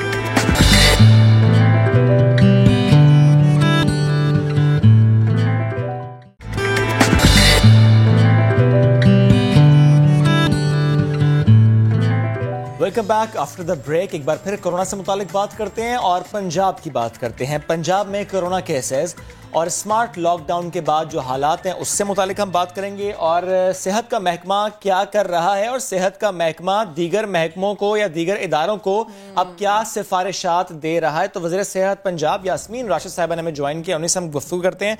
डॉक्टर साहिबा बेहद शुक्रिया, नया दिन को आपने वक्त दिया। डॉक्टर साहिबा सबसे पहले ये फरमाइएगा कि जाहिर है जिस तरह पूरे मुल्क में स्मार्ट लॉकडाउन है, पंजाब में भी स्मार्ट लॉकडाउन है और जो स्टैट्स हैं वो देखकर लगता है कि स्मार्ट लॉकडाउन ने काम किया है, पंजाब में खास तौर पर काम किया है कि केसेस की शरह कम हुई है। तो क्या अब इस सिचुएशन को देखते हुए कि स्मार्ट लॉकडाउन के असरात अच्छे आए हैं, हुकूमत पंजाब को लॉकडाउन में नरमी से मुताल्लिक आपके महकमे ने कोई सिफारिश की है? मेरा ख्याल है जो अहम चीज़ है कि हम ये स्मार्ट लॉकडाउन क्यों कर रहे हैं और किन इलाकों में कर रहे हैं। जिन इलाकों के अंदर तादाद मरीज़ों की ज़्यादा है उन इलाकों में ये आप स्मार्ट लॉकडाउन करते हैं ताकि ट्रांसमिशन जो वायरस का है उसके अंदर हम कमी लेके आएँ ताकि कम से कम लोगों को ये वायरस लगे। अल्हम्दुलिल्लाह आपको पता है ये 2 हफ्ते जो अभी स्मार्ट लॉकडाउन हमने लाहौर में ख़ास तौर पे किया जहाँ सबसे ज़्यादा हमारे केसेस सामने आए हैं, उसमें डेफिनेटली पहले भी कुछ कमी आ रही थी लेकिन लॉकडाउन की वजह से मज़ीद कमी आई है और अब इस वक्त आपकी वबा का जो सिस्टम है वो नीचे को जा रहा है। आपकी नंबर ऑफ़ डेथ्स जो इस वक्त पंजाब में आज के दिन में हुई हैं वो टोटल 13 हैं और नए जो केसेस सामने आ रहे हैं वो 646 हैं। तो डेफिनेटली जो केसेस इस वक्त डायग्नोज हो रहे हैं उनमें कमी भी आ रही है और लोग जो रिकवर हो रहे हैं उनकी तादाद भी दिन ब दिन बढ़ती चली जा रही है। और ये लॉकडाउन का फ़ायदा और हमारी एडवाइस के ऊपर अभी कुछ और इलाके जो हैं वो भी बंद किए जाएंगे। कुछ इलाकों को तो खोल दिया, अभी तो लाहौर के सारे इलाके तकरीबन खुले हुए हैं लेकिन कुछ इलाकों में दोबारा पाबंदी लगाई जाएगी जिन इलाकों के अंदर अभी भी वायरस जो है वो ज़्यादा ट्रांसमिट हो रही है। ये बताइएगा, गुज़िश्ता हफ्ते की बात है, डॉक्टर जफर मिर्ज़ा ने कहा था कि अगर 1 हफ्ते तक केसेस का यही ट्रेंड रहा तो फिर ये कह सकते हैं कि ये डाउनवर्ड ट्रेंड है, नीचे की तरफ ग्राफ जा रहा है। क्या पंजाब में आप ऐसा कह सकती हैं कि पीक गुजर गई है? मेरा तो ये देखिए हम सबके ज़ाती ख्याल हैं, लेकिन सबसे बड़ी बात है कि एक इंटरनेशनल एजेंसीज़ हैं जिस तरह इंपीरियल कॉलेज ऑफ लंदन है, उनके भी कुछ स्टेटिस्टिक्स सामने आए हैं। उन्होंने स्टेटिस्टिक्स में जो R0 है, यानी जो हमारी रिप्रोडक्टिव या जो स्प्रेड रेट होता है, उसकी कैलकुलेशन पे उन्होंने देखा है कि पाकिस्तान के अंदर 0.7 पे हम चले गए हैं। ये जिन जिन इलाकों में वो 1 से कम हो जाता है R0, इसका ये मतलब है कि स्प्रेड हमारी कम होके अब ख़त्म होने की तरफ जा रही है इंशाल्लाह। तो इसलिए जब कोई चीज़ नीचे को आनी शुरू हो जाती है तो आप एक्सपेक्ट करते हैं, हम इसको सोच सकते हैं कि हम पीक पे पहुंच के अब हमारे आहिस्ता आहिस्ता केसेस जो हैं कम हो रहे हैं। लेकिन इम्पॉर्टेंट ये चीज़ है कि इसके अंदर एक बहुत बड़ा हिस्सा जो है वो हमारे लॉकडाउन्स का है। और ये मैं दोबारा चीज़ कहना चाहूँगी कि एक तो लोगों ने अब मास्क पहनने शुरू कर दिए हैं, लोगों ने हिफाजती तदाबीरें ख़ुद भी इख्तियार करनी शुरू कर दी हैं। इसी तरह अगर अपनी हिफाजती तदाबीरें इख्तियार करी रखें, मास्क पहनी रखें, हाथों को बार बार धोएं, सैनिटाइज़र इस्तेमाल करें, तो इंशाल्लाह हमें बहुत उम्मीद है कि जो नीचे का ट्रेंड है ये चलता रहेगा और फिर हम अगले एक हफ़्ते के अंदर इस पोजीशन पे पहुंचेंगे कि हम कह सकेंगे कि पीक से हम गुजर गए। सही सर, आपने भी ज़ाहिर मेंशन किया 0.74 जो ट्रांसमिशन रेट है, और ज़ाहिर ये कहा जाता है कि अगर 1 से नीचे है तो इसका मतलब है कि अब ये डाई डाउन हो रहा है।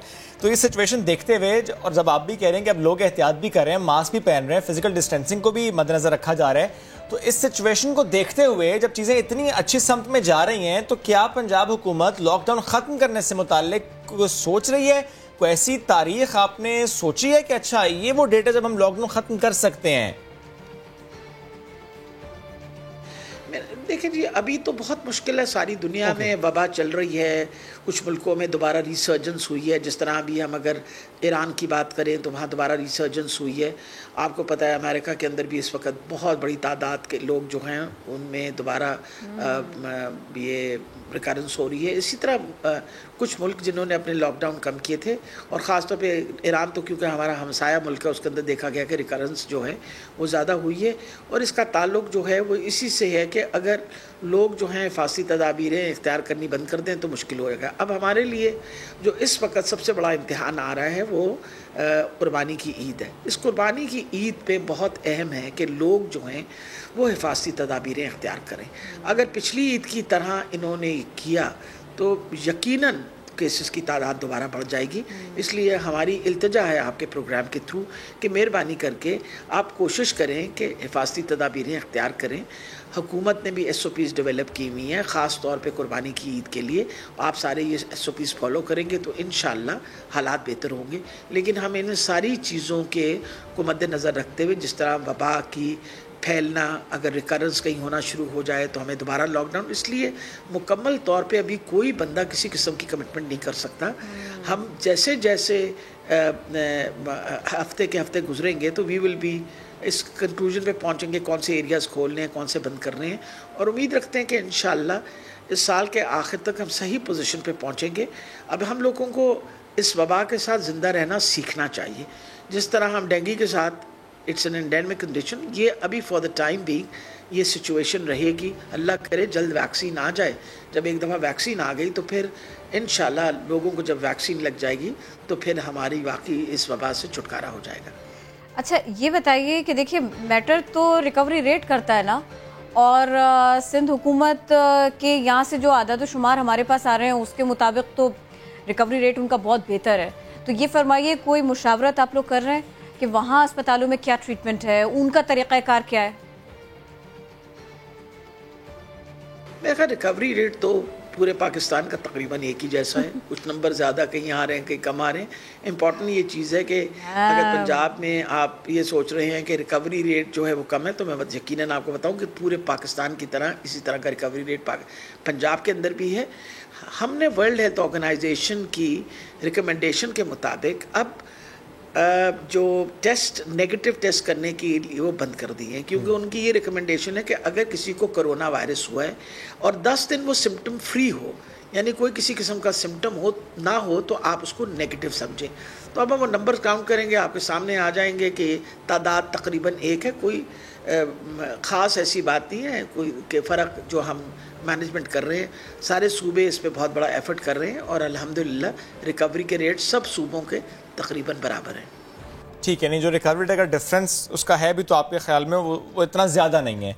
लेकिन मुझे बताइएगा डॉक्टर साहिबा कि आपने भी हमारे शो में आकर कहा कि जो प्लाज्मा थेरेपी है उसके खातिर का नताइज नज़र नहीं आया। गुज़श्ता रोज़ CEO म्यू हॉस्पिटल ने भी हमें यही कहा कि पंजाब में या उनके हॉस्पिटल में बहुत पॉजिटिव रिजल्ट्स नहीं हैं, बहुत ऐसे ज़्यादा नताइज नहीं आए कि जिनको शेयर कर सके, काबिले ज़िक्र नहीं है।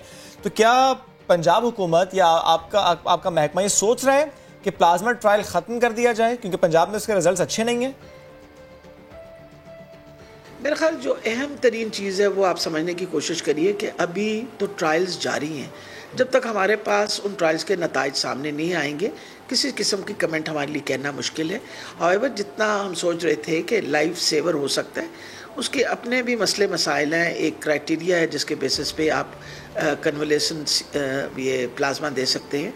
तो ये अगले हफ्ते तक हमें उम्मीद है कि हमारे सामने जिन मरीज़ों पे ये इस्तेमाल हुआ है उसके रिज़ल्ट्स आएंगे, फिर हम इस पोजीशन पे होंगे कमेंट करने के लिए कि इसका कितना फ़ायदा हुआ है और मज़ीद हमें इसको किस तरह इस्तेमाल करना चाहिए। अब देखिए आप खुद भी बता रही हैं कि SOPs को फॉलो किया जा रहा है, इसको प्रैक्टिस बनानी चाहिए, केसेस कम हो रहे हैं। तो ये फरमाइएगा कि तालीमी इदारे कब खोले जाएंगे, क्या बता सकती हैं आप हमें? क्या महकमा सेहत और महकमा तालीम ने इस मामले पर कोई मुशावरत की है? जी बिल्कुल, इसके ऊपर बिल्कुल सोचा जा रहा है और सोचना भी ज़रूरी है। वजह यह है कि बच्चों का तालीमी साल जो है उसके बहुत बड़ा हिस्सा जो है, आपको पता है इस साल कोविड की वजह से बहुत बड़ी हमें सेक्रीफाइस करनी पड़ी। तो अल्लाह करे कि जिस तरीके से इस तादाद से कोविड के केसेस कम हो रहे हैं तो उम्मीद रखते हैं कि सितंबर के महीने में, अगस्त के दरमियान और सितंबर के महीने के शुरू के अंदर हम तालीमी अदारे खोलने की पोजीशन पे इंशाल्लाह पहुंच जाएंगे। उसके अंदर जो SOPs डेवलप हो रहे हैं उस पर ऑलरेडी हेल्थ डिपार्टमेंट ने काम करना शुरू कर दिया है और ये कोलैबोरेशन जो है वो एजुकेशन डिपार्टमेंट के साथ ही करके करेंगे ताकि SOPs फॉलो हों और अल्लाह करे कि हम इस वबा से निजात पा के अपने बच्चों की जो तालीम है उसके अंदर जो वक्फा आया है उसको हम इंशाल्लाह रिकवर कर पाएंगे। बहुत अच्छी बात शेयर कर दी डॉक्टर साहिबा, बहुत अच्छी बात आपने शेयर कर दी कि अगस्त का मिड और सितंबर ये वो डेट्स हैं जब सोचा जा रहा है कि तालीमी इदारे खुल जाएंगे। मुराद राज साहब वो भी इससे मुतालिक यही बात कर चुके हैं। बहुत शुक्रिया साथ मौजूद थी आप और इस सिलसिले में हमसे गुफ्तगू करें।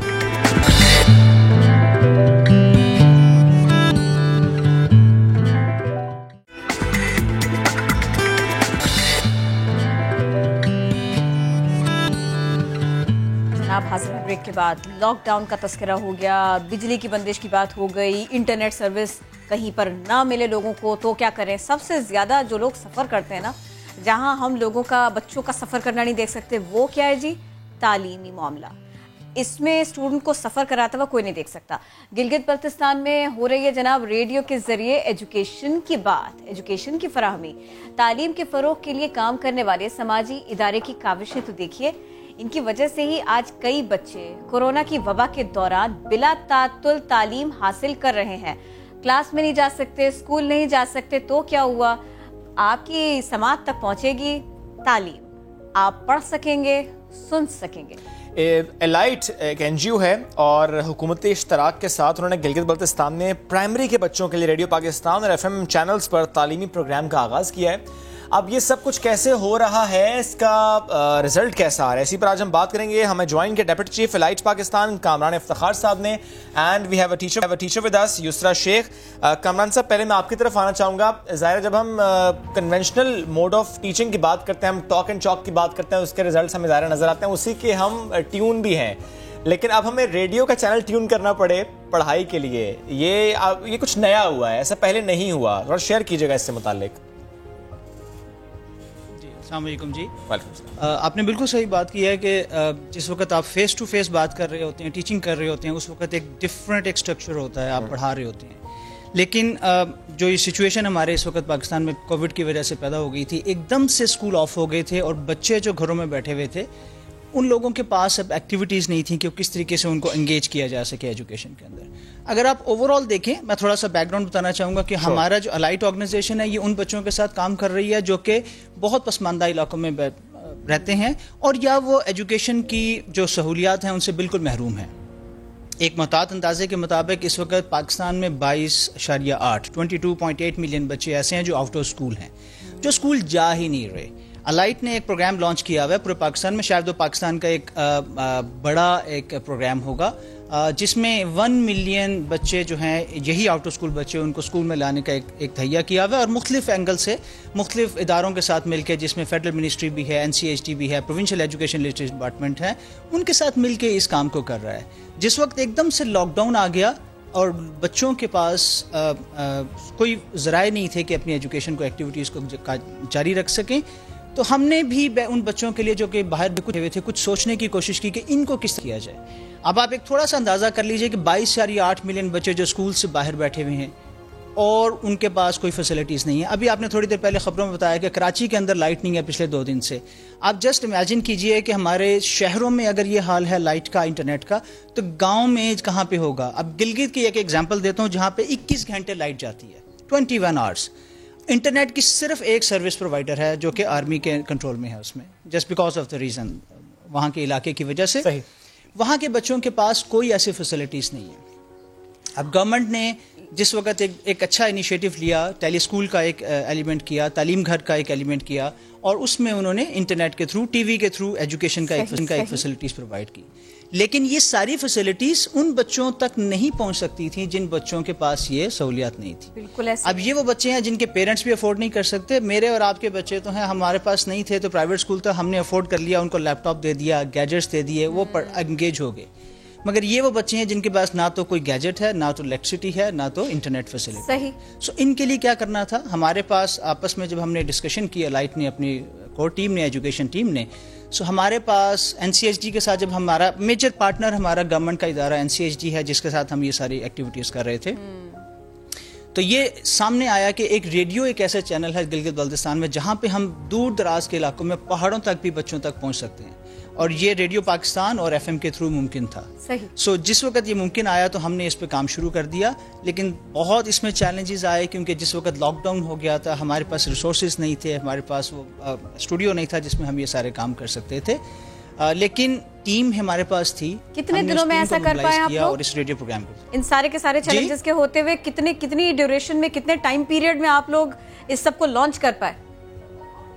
जी हाँ, ये हमने इसको फेजेस में लॉन्च करने की कोशिश की। हमारे पास, जैसे मैंने बताया कि हमारे पास कोई गैजेट नहीं था, हमारे पास इवन माइक भी नहीं थे। सही। हमने शुरू में जो अपनी टीम मोबिलाइज की, हमने तकरीबन हमने 1.5 महीने के अंदर ये प्रोग्राम ग्रेड 1, 2, 3 का डिज़ाइन कर लिया और बहुत लो कॉस्ट तरीके से हमने इसको डिज़ाइन किया। कितने लोग आपकी हमने टीम में, इसको बहुत स्पेशलाइज्ड इक्विपमेंट से नहीं किया।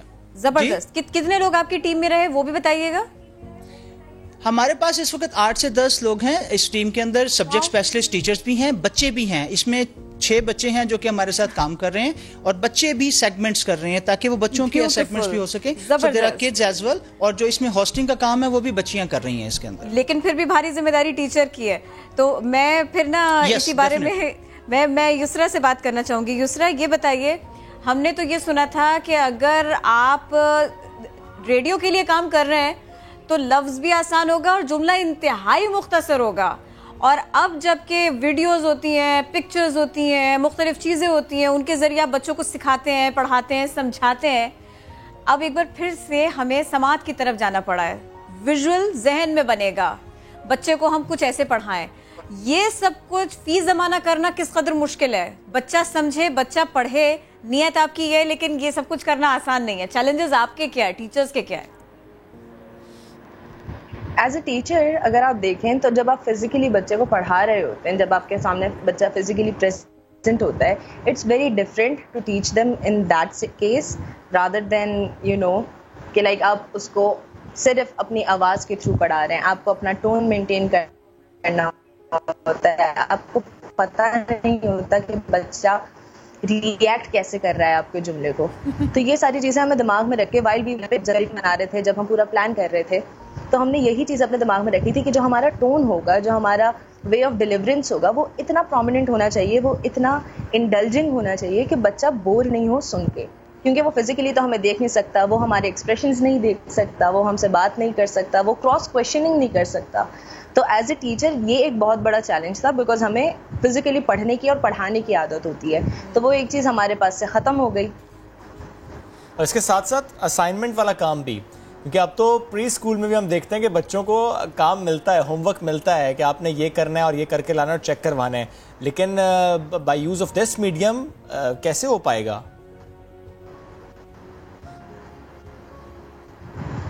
बाय यूज यहाँ पे पेरेंट्स का बड़ा क्या इन्वॉल्वमेंट था, बिकॉज जो हम काम बच्चों को असाइन कर रहे थे वो पेरेंट्स को ही चेक करना था। तो इसमें सिर्फ बच्चा टीचर इन्वॉल्व नहीं थे, इसमें पेरेंट्स भी इन्वॉल्व थे। तो वी वर गिविंग असाइनमेंट्स, हम बच्चों को बोलते थे आपको ये काम करना है, आपने ये असाइनमेंट कंप्लीट करना है, और जब आप ये असाइनमेंट कंप्लीट कर लें तो ये आप अपने बड़े बहन भाई या अपने पेरेंट्स को दिखाएं ताकि वो चेक करें। सही। और सर ये आप बताइएगा ज़रा, कितने बच्चे ऐसे आपने स्टूडेंट्स के लिए इस को प्लान किया था और कितने बच्चे अभी केटर कर रहे हैं आप लोग? क्या है आपके पास कोई आदाद-ओ-शुमार है? जी बिल्कुल, हमने इनिशियली एनसीएचडी के साथ हमारे नॉन फॉर्मल स्कूल्स वहाँ चल रहे थे 50, हमने उनके लिए कोशिश की थी कि 2000 बच्चों तक हम पहुँच सकेंगे इस प्रोग्राम के तहत। लेकिन जिस वक्त हमने ये सारा प्रोग्राम बना के अभी हमने बना रहे थे तो उस दौरान हमने एजुकेशन डिपार्टमेंट्स गिलगित से बात की कि ये हम प्रोग्राम लॉन्च करना चाहते हैं। तो जब उन्होंने इन एपिसोड को सुना तो एजुकेशन डिपार्टमेंट सेक्रेटरी ने, मिनिस्टर साहब ने, उन्होंने कहा ये प्रोग्राम तो बहुत अच्छा है, हम अपने सिर्फ आपके लिए नहीं, हम अपने बच्चों के लिए भी करना चाहते हैं। इशू वाज ऑफ दैट कि जी गवर्नमेंट स्कूल के बच्चे भी हैं, वो इस वक्त आउट ऑफ स्कूल हो गए हैं, उनके पास भी कोई फैसिलिटीज़ नहीं है, तो हम कैसे उनको पहुँच सकते हैं। तो हमने फिर इस प्रोग्राम को पूरे गिलगित पाकिस्तान में रेडियो पाकिस्तान के थ्रू इसको लॉन्च किया, मीडियम वेव पे, ताकि बच्चे जो दूर दरार पहाड़ी इलाकों में बैठे हैं वो रेडियो के थ्रू सुन सकें, और एफएम के थ्रू भी लॉन्च किया ताकि वो जो मोबाइल पे या एफएम के थ्रू सुन सकते हैं वो सुन सकें। ठीक है। तो हमने we started our programme with 2000 बच्चों के साथ and we end up with around 200,000 बच्चों के साथ। सो गवर्नमेंट स्कूल के बच्चों को भी, टीचर्स को इसमें इन्वॉल्व किया गया। टीचर्स घरों में जाके बच्चों को बता रहे थे कि आप रेडियो प्रोग्राम सुने, टीचर्स खुद से रेडियो प्रोग्राम सुनते थे, फिर उसका फीडबैक देते थे और फिर बच्चों के साथ कांटेक्ट भी करते थे घर में जाके, हर बच्चे के थोड़ा थोड़ा करके। सो इस तरीके से हम 2000 से शुरू हुए, तकरीबन हम 2 लाख बच्चों तक पहुंच गए थे गिलगित में। माशाल्लाह। कामरान साहब ये बताइएगा, अब जब हम इसको डिस्कस कर रहे थे अपनी टीम के साथ में, तो एक छोटा सा आर्गुमेंट था, एक छोटा सा पॉइंट था कि ये हर जगह मुमकिन नहीं है। आइडिया गजब का है लेकिन इसे पूरे पाकिस्तान में अप्लाई नहीं किया जा सकता, इसका उतना फ़ायदा उठाया नहीं जा सकता। आप लोगों के जहन में है ऐसी कोई बात? जी बिल्कुल, हमने इस चीज़ को स्केल अप करने के 2 प्लान्स बनाए हुए हैं। अब जिस वक्त हम दूसरे सूबों में जाते हैं, ये चूंकि उर्दू मीडियम में है, उर्दू के अंदर है, हमने इसको एक बड़ा कॉन्सेप्ट लेके चले हैं। हमने टेक्स्ट बुक बेस्ड नहीं किया, हमने इस प्रोग्राम को SLO बेस्ड किया है, करिकुलम बेस्ड। हमारा नेशनल करिकुलम एक ही है जो पूरे पाकिस्तान में चल रहा है। सो उस नेशनल करिकुलम में जो SLOs दिए गए हैं वो तमाम सूबों में एक तरह से पढ़ाए जाते हैं। लैंग्वेज, मीडियम ऑफ इंस्ट्रक्शन फ़र्क है, कहीं पे पश्तो में मीडियम ऑफ इंस्ट्रक्शंस है, कहीं पे सिंधी है, कहीं पे बलोची है, बट द SLOs जो करिकुलम है वो एक ही है। जो टॉपिक्स, जो SLOs जिनको बात करते हैं स्टूडेंट लर्निंग आउटकम, वो सिमिलर हैं। हमने वो कॉमन सिमिलर SLO पकड़े हैं और उनको हमने उसके ऊपर रेडियो प्रोग्राम डेवलप किया है। ये प्रोग्राम इसी तरह हमारे ख्याल से पंजाब में, बलोचिस्तान में, KP में, सिंध में भी चल सकता है with the translation in their local language. उसके लिए क्या आपकी रिस्पेक्टिव गवर्नमेंट से बात हुई है?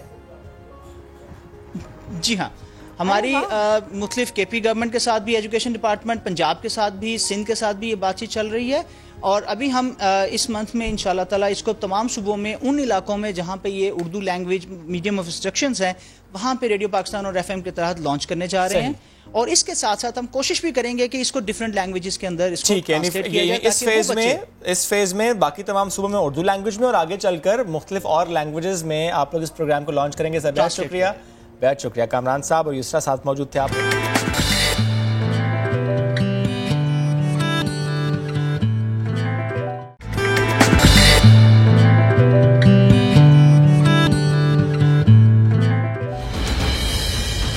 नॉर्मली कावासाकी एक बड़ी रेयर डिजीज है। कोरोना कम नहीं था कि कावासाकी भी आ गया। पेरेंट्स को अवेयर कर पाएंगे अगर ये अलामात हों तो this could be Kawasaki and not corona. Lips बहुत ज़्यादा रेडेड हो जाएंगे, आंखें रेड होंगी। वालिदैन बच्चों को बचाएं तो बचाएं कैसे? कावासाकी नॉर्मली एक ऐसी बीमारी नहीं है जो आपको एक बंदे से दूसरे बंदे को लगती हो। इस पर वैसे काम हो रहा है इंटरनेशनली वैक्सीन से मुताल्लिक? ये ऐसे बच्चों को वैक्सीनेशन बड़ी सोच समझ के देनी पड़ेगी। पेरेंट्स को क्या आप सजेस्ट करेंगे ये बच्चों की हिफाजत के लिए वो क्या करें इस बीमारी से? मैं ये जरूर कहूंगी कि take it seriously, go to a doctor.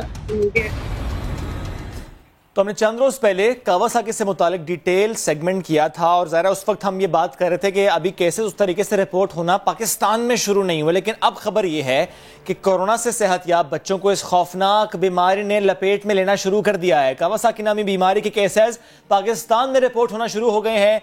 बात करें हम लाहौर की और खबर यहां से यह है कि कावासाकी ने एक बच्ची की जान भी ली है। अब इस बीमारी से मुताल्लिक जो ट्रीटमेंट हो रहा है और जो केसेस रिपोर्ट हो रहे हैं उससे मुताल्लिक हम बात करेंगे। मैं ज्वाइन किया दानियाल उमर ने। दानियाल, इस वक्त लाहौर में कितने हॉस्पिटल्स में कावासाकी के कितने पेशेंट्स हैं? जी बिल्कुल, एक तरफ जहां कोरोना वायरस ने जिंदगी को मफलूज कर रखा है, वहीं इसके बाद मजीद मिसाइल ने भी जन्म लेना शुरू कर दिया है। पोस्ट कोविड सिंड्रोम जिसको कावासाकी कहा जाता है, उसके केसेस बच्चों में रिपोर्ट होना शुरू हो गए हैं। वो बच्चे जिनकी उम्र 5 से 15 साल के दरमियान है और वो कोरोना से सेहतयाब हुए हैं, उनके अंदर ये बीमारी सामने आ रही है।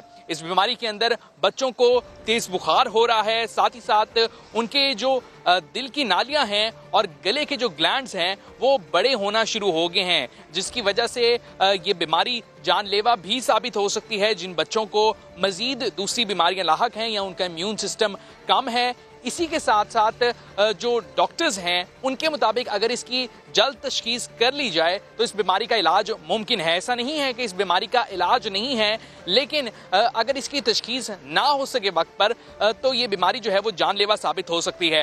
लाहौर की अगर बात करें तो लाहौर के अंदर चिल्ड्रन अस्पताल के अंदर 4 से 5 जो बच्चे हैं इसके मरीज हैं वो अब तक रिपोर्ट हो चुके हैं और एक जो बच्ची है 11 साल उसकी उम्र थी, उसकी कावासाकी की वजह से डेथ भी रिपोर्ट हो चुकी है। जबकि जो डीन है चिल्ड्रन अस्पताल के, उनके मुताबिक बच्चों को जो है वो उनका इलाज किया जाता है, उनको मुख्तलिफ अद्वियात दी जाती हैं ताकि उनका जो इम्यून सिस्टम है वो इस बीमारी से लड़ सके और वो इस तमाम तर सूरत हाल से जल्द अज जल्द रिकवर कर सकें। जी दानियाल, बेहद शुक्रिया। लाहौर से मुताल्लिक आप हमें अपडेट कर रहे थे कि वहाँ पे जो हॉस्पिटल्स हैं उनमें केसेस रिपोर्ट होना शुरू हो चुके हैं। केसेस हैं लेकिन सामने आ रहे हैं। Let's talk about it more. हमें ज्वाइन किया प्रोफेसर मसूद सादिक, आप चेयरमैन एंड डीन है चिल्ड्रन हॉस्पिटल लाहौर के। सर वेलकम टू नया दिन। सर सबसे पहले प्लीज दोबारा से हम जब इस पर बात करें कावासाकी की, जानना ये चाह रहे हैं कि क्या कावासाकी सिर्फ उन्हीं बच्चों को होता है जिनका इम्यून सिस्टम वीक होता है, सिर्फ उन्हीं को होता है जिनको पहले कोरोना हो चुका होता है? जी बहुत शुक्रिया जी। पहले मैं आपको एक क्लैरिटी देना चाहूँगा कि ये कावासाकी डिजीज़ लाइक सिंड्रोम है, जिसको एक्चुअली मेडिकल की ज़ुबान में हम मल्टी सिस्टम इन्फ्लेमेटरी सिंड्रोम कहते हैं। तो ये कावासाकी डिजीज़ से मिलता है, लेकिन ये एग्जैक्टली कावासाकी डिजीज़ नहीं है। कावासाकी डिजीज़ तो पिछले 40 साल से रिपोर्टेड है और इसके मैक्सिमम केसेस जापान से या फार ईस्ट से रिपोर्ट होते हैं। तो ये वो बच्चे हैं जिनकी उम्र 5 से 15 साल के दरमियान है, जिनको पहले कोरोना इन्फेक्शन होती है, वो मुकम्मल तौर पर कोरोना से रिकवर कर जाते हैं और उसके 2 से 6 हफ्ते के बाद इन बच्चों में अलामात आना शुरू होती हैं। इनके कुछ साइंस और सिम्टम्स होते हैं जो कावासाकी डिजीज से मिलते होते हैं, जिसकी वजह से इसका नाम कावासाकी डिजीज लाइक सिंड्रोम कहा गया है। केसेस रिपोर्ट हुए हैं, I am sorry to interrupt, लेकिन जो केसेस रिपोर्ट हुए हैं लाहौर में वो सारे कावासाकी लाइक सिंड्रोम के केसेस हैं, कावासाकी के नहीं है। जी ये कावासाकी डिजीज लाइक सिंड्रोम के केसेस हैं, क्योंकि ये अब तक 8 बच्चे हम चिल्ड्रंस हॉस्पिटल में, और जो डेथ रिपोर्ट हुई वो भी जी 8 के 8 बच्चे। एक्चुअली मैं इंटरेस्टिंग बात आपको बताऊंगा, ये सब बच्चे मेल थे। जो अभी आपके कोलीग ने कहा कि एक बच्ची का इंतकाल हुआ है, तो वो एक्चुअली बच्चा था, बच्ची नहीं थी। वो हमारे पास पहला मरीज था कावासाकी डिजीज लाइक सिंड्रोम का, जो आज से कुछ हफ्ते पहले रिपोर्ट हुआ था। और उस वक्त ऑब्वियसली अभी तशखीस और इस बीमारी के बारे में जानकारी रिलेटिवली कम। सर ये फिर कावासाकी लाइक सिंड्रोम हमारे पास मजीद रिपोर्ट हो चुके हैं जो अल्हम्दुलिल्लाह सेहतयाब हो रहे हैं। ये बता दीजिएगा, एक तो ये कि लोग इसको कोरोना के बाद ही से जोड़ रहे हैं, तो थोड़ा सा लोगों को समझाने के लिए सर ये बताइएगा, ये इससे पहले कि हम आगे जाएं और थोड़ा सा और इसके इलाज के ऊपर और दीगर बात करें, सर थोड़े से इसके सिम्टम्स आप बताइए ताकि पेरेंट्स को समझ में आए। 6-8 केसेस जरूर रिपोर्ट हुए, लेकिन अवेयरनेस की बहुत ज्यादा जरूरत है, तो प्लीज उसको देखते हुए छोटे बच्चों के हिसाब से उनके पेरेंट्स को समझाइए। अभी पहले इसको बता दीजिए। जी, 2 चीजें मैं आपको इंपॉर्टेंट कहना चाहूंगा। पहली बात तो यह है कि प्लीज इसका हमें ऑफ क्रिएट करने की जरूरत नहीं है, क्योंकि अगर ये तशखीस इन टाइम हो जाए तो जैसे कोविड का तो इलाज नहीं है, इन बच्चों का मुकम्मल इलाज मौजूद, इसलिए हमें पेरेंट्स को बहुत ज्यादा तशवीश देने की जरूरत नहीं है, आगाही देने की जरूरत है। वही कोशिश है डॉक्टर साहब, यही हमारी कोशिश है कि लोग खौफजदा नहीं हो, बिल्कुल सही वक्त पे डॉक्टर के पास चले जाएं। जी, पहली चीज जो इसमें आती है वो बुखार है। अक्सर बच्चों को 3 से 5 दिन तक बुखार होता है। बुखार के साथ अक्सर इन बच्चों को पेट के सिम्टम्स आते हैं, पेट में दर्द होगा, उल्टी आ सकती है या दस्त आ सकते हैं। फिर इन बच्चों की आंखें सुर्ख हो जाती हैं, रैश आ जाती है जो खास तौर पर जिस्म के सामने वाले हिस्से या ट्रंक पे आती है। कुछ बच्चों के होंठ और जुबान सुर्ख हो जाती है, और कुछ बच्चों के नेक के जो गर्दन के ग्लैंड्स हैं वो सूज जाते हैं। ये बच्चे 2 तरह से प्रेजेंट कर रहे हैं। एक बच्चों में सिर्फ ये अलामात होती हैं, लेकिन वो बच्चे शदीद बीमार नहीं होते, और जब वो हॉस्पिटल आते हैं और आप उनका इलाज करते हैं तो वो अल्हम्दुलिल्लाह मुकम्मल तौर पर सेहतियाब हो जाते हैं। सर एज ब्रैकेट, कुछ बच्चों में बहुत तेजी से नीचे जाते हैं, वो शॉक में जा सकते हैं, उनका ब्लड प्रेशर ड्रॉप कर, और बच्चे जिनका इन टाइम इलाज होना बहुत जरूरी। ठीक सर, ये एज ब्रैकेट स्पेसिफिक क्यों है? देखिए, जो कावासाकी डिजीज है हिस्टोरिकली उसकी एज ब्रैकेट 1 से 5 साल थी। कावासाकी डिजीज के बच्चे आमतौर पर छोटे बच्चे होते हैं। ये इंटरेस्टिंग बात है कि जो यूरोप में भी केसेस रिपोर्ट हुए हैं, अमेरिका में हुए हैं, कनाडा में हुए हैं, वो तमाम जो केसेस रिपोर्ट हो रहे हैं वो 5 से 18 साल के दरमियान, और वो सारे के सारे केसेस कावासाकी लाइक सिंड्रोम के हो रहे हैं। इस वक्त पूरी दुनिया में कहीं पर कावासाकी केसेस रिपोर्ट नहीं हो रहे। कावासाकी जी, हमारे पास जितने के जितने बच्चे आए ये सब कावासाकी डिजीज लाइक सिंड्रोम है जो कोरोना इन्फेक्शन के बाद हुआ है, क्योंकि इन तमाम बच्चों में कोरोना एंटीबॉडीज पॉजिटिव हैं। ओके, अब मुझे ये बताएं सर, क्या मुशावरत भी ज़ाहिर हो रही होती है? पाकिस्तान के और हिस्सों से भी खबरें आप तक पहुंचती हैं, लाहौर के अलावा और शहरों से भी? थोड़ा शेयर कर सकते हैं इस्लामाबाद से प्लीज। इस्लामाबाद से 2-3 बच्चों की हमें खबर शेयर हुई है। कराची से तो 1 दर्जन से ज्यादा बच्चों की खबर हमारे साथ शेयर हो चुकी है। अच्छा। आगा खान हॉस्पिटल से, नेशनल इंस्टीट्यूट ऑफ जो बच्चों का वहां पे हॉस्पिटल है वहां से, इंडस हॉस्पिटल से, या बाकी तमाम इदारे। और ये सारे बच्चे वही हैं जिनको पहले कोरोना हुआ था? जी, जिनको कोरोना हुआ। सर देखने वालों को हमारे बताइएगा ये टोटल कितने बच्चे हैं? देखिए, अगर आप लाहौर, इस्लामाबाद और कराची तीनों को मिला लेंगे तो आप कह लें तकरीबन 2 दर्जन से ज्यादा बच्चे अभी तक पाकिस्तान में रिपोर्ट हो रहे हैं। लेकिन पिछले 3 दिनों में चिल्ड्रन हॉस्पिटल में 4 बच्चों ने इस बीमारी के साथ रिपोर्ट किया है। तो ये टाइम है कि जब आपका कोरोना इन्फेक्शन नीचे की तरफ आती है तो ये बच्चे रिपोर्ट करना शुरू करते हैं। एग्जैक्टली हमारी यही कोशिश है कि जिस वक्त हम कोरोना से परेशान है, खांसी और छींक को मुसलसल कोरोना से मिलाए चले जा रहे हैं, उस वक्त हम इस बात पर भी ध्यान करें कि ये कोरोना नहीं कुछ और भी है, उसके ऊपर भी फोकस करें। अच्छा सर, अब आप हमें जरा इसके इलाज से मुताल्लिक भी बताइएगा, क्योंकि अब केसेस रिपोर्ट हो रहे हैं। अल्लाह करे कि सब बच्चे सबसे महफूज रहें। हमें ये बताइएगा इसका इलाज कितने दिनों में हो जाता है, किस तरह से आप लोग करते हैं बच्चों को प्रॉब्लम से बचाने के लिए?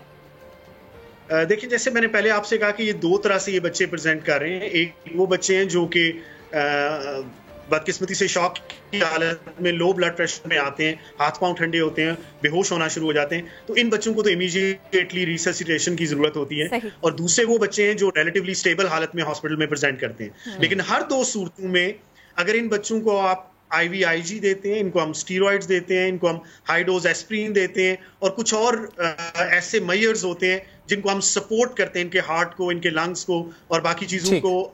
और अल्हम्दुलिल्लाह, जैसे मैंने अभी आपसे कहा कि 8 में से 7 बच्चे हमारे सेहतियाब हो चुके हैं, और बाकी दुनिया से भी जो डेटा है इसमें डेथ जरूर रिपोर्टेड है, लेकिन मेजॉरिटी वो सेहतियाब हो जाते हैं। सर, आपने इससे पहले कहा जो लाहौर में केसेस रिपोर्ट हुए वो तमाम बॉयज थे, यही डाटा पूरे पाकिस्तान के लिए भी है? जी, ऐसी है पूरे पाकिस्तान। कराची की एग्जैक्ट मुझे मेल फीमेल रेशो तो नहीं पता, लेकिन जो पूरी दुनिया में रिपोर्टिंग हुई है उसमें 2/3 बच्चे मेल्स हैं। लेकिन ये डेटा तो कोविड में भी ऐसे ही है। अगर आप कोविड के केसेस को भी देखें तो ये लड़कों में ज्यादा रिपोर्ट हुआ है, बच्चियों में कम रिपोर्ट। सही। सर जाहिर है इस आपने Covid like Kawasaki like syndrome का है, लेकिन मेरा सवाल वहीं का वहीं है, क्यों हमने ये कहा है, हमने कावासाकी क्यों नहीं कहा इसको? देखिए, कावासाकी डिजीज में ना 5 किस्म की अलामात होती हैं, और जिसमें हम ये कहते हैं कि आंखें ठीक है, just because of age bracket हमने इसको डिफरेंशिएट कर दिया है, एज ब्रैकेट होना, और तो वो 5 में से अगर 4 अलामात मौजूद हों तो उसको हम कावासाकी डिजीज कहते हैं। देखिए, ये कोविड एक नॉवल बीमारी है, ये नई बीमारी है, और उसके रिएक्शन के तौर पर ये बॉडी के जो मुख्तलिफ सिस्टम्स इन्वॉल्व हो रहे हैं, इसकी कुछ अलामात कावासाकी डिजीज से मिलती हैं, लेकिन ये कावासाकी डिजीज का जो एक इंटरनेशनली डिफाइंड क्राइटेरिया है, उस पर ये बच्चे पूरे नहीं उतरते। और प्रोफेसर साहब ये भी बता दीजिएगा थोड़ा सा क्लैरिटी के लिए, जैसे कोविड में पेशेंट को थोड़ा दूर रखना होता है, आइसोलेट रखना होता है, इसमें ऐसा नहीं है, इस मामले में ऐसा नहीं है, बच्चों के साथ में मिलना जुलना रख सकते हैं, उनका ख्याल खुद भी जाके रख सकते हैं। जी, मेजॉरिटी बच्चों में ऐसे ही है। मुझे इसमें क्लैरिटी प्लीज देने दीजिएगा कि 2/3 बच्चे ऐसे होते हैं जिनका जब आप कोरोना टेस्ट करते हैं तो वो नेगेटिव हो चुका होता है, उनकी कोरोना एंटीबॉडीज पॉजिटिव होती हैं, लेकिन 1/3 बच्चे ऐसे होते हैं जो अभी भी वायरस शेड कर रहे होते हैं, क्योंकि आपको भी पता है कि कोरोना वायरस बाज लोगों में रिकवरी के बाद भी 4 या 6 हफ्ते तक बॉडी शेड करती रहती है, अगरचे उसकी सेवेरिटी उस तरह नहीं होती जैसे शुरू में या जब बंदा सिम्टोमेटिक होता है उस वक्त होती है। इसलिए हम रिकमेंडेशन यही करते हैं कि जो डॉक्टर्स इनको देख रहे हैं या जो स्टाफ देख रहा है वो पूरी प्रिकॉशन जरूर ले, क्योंकि आपको ये नहीं पता कि वो 30% कौन से हैं जब तक आप उनका टेस्ट नहीं कर लें।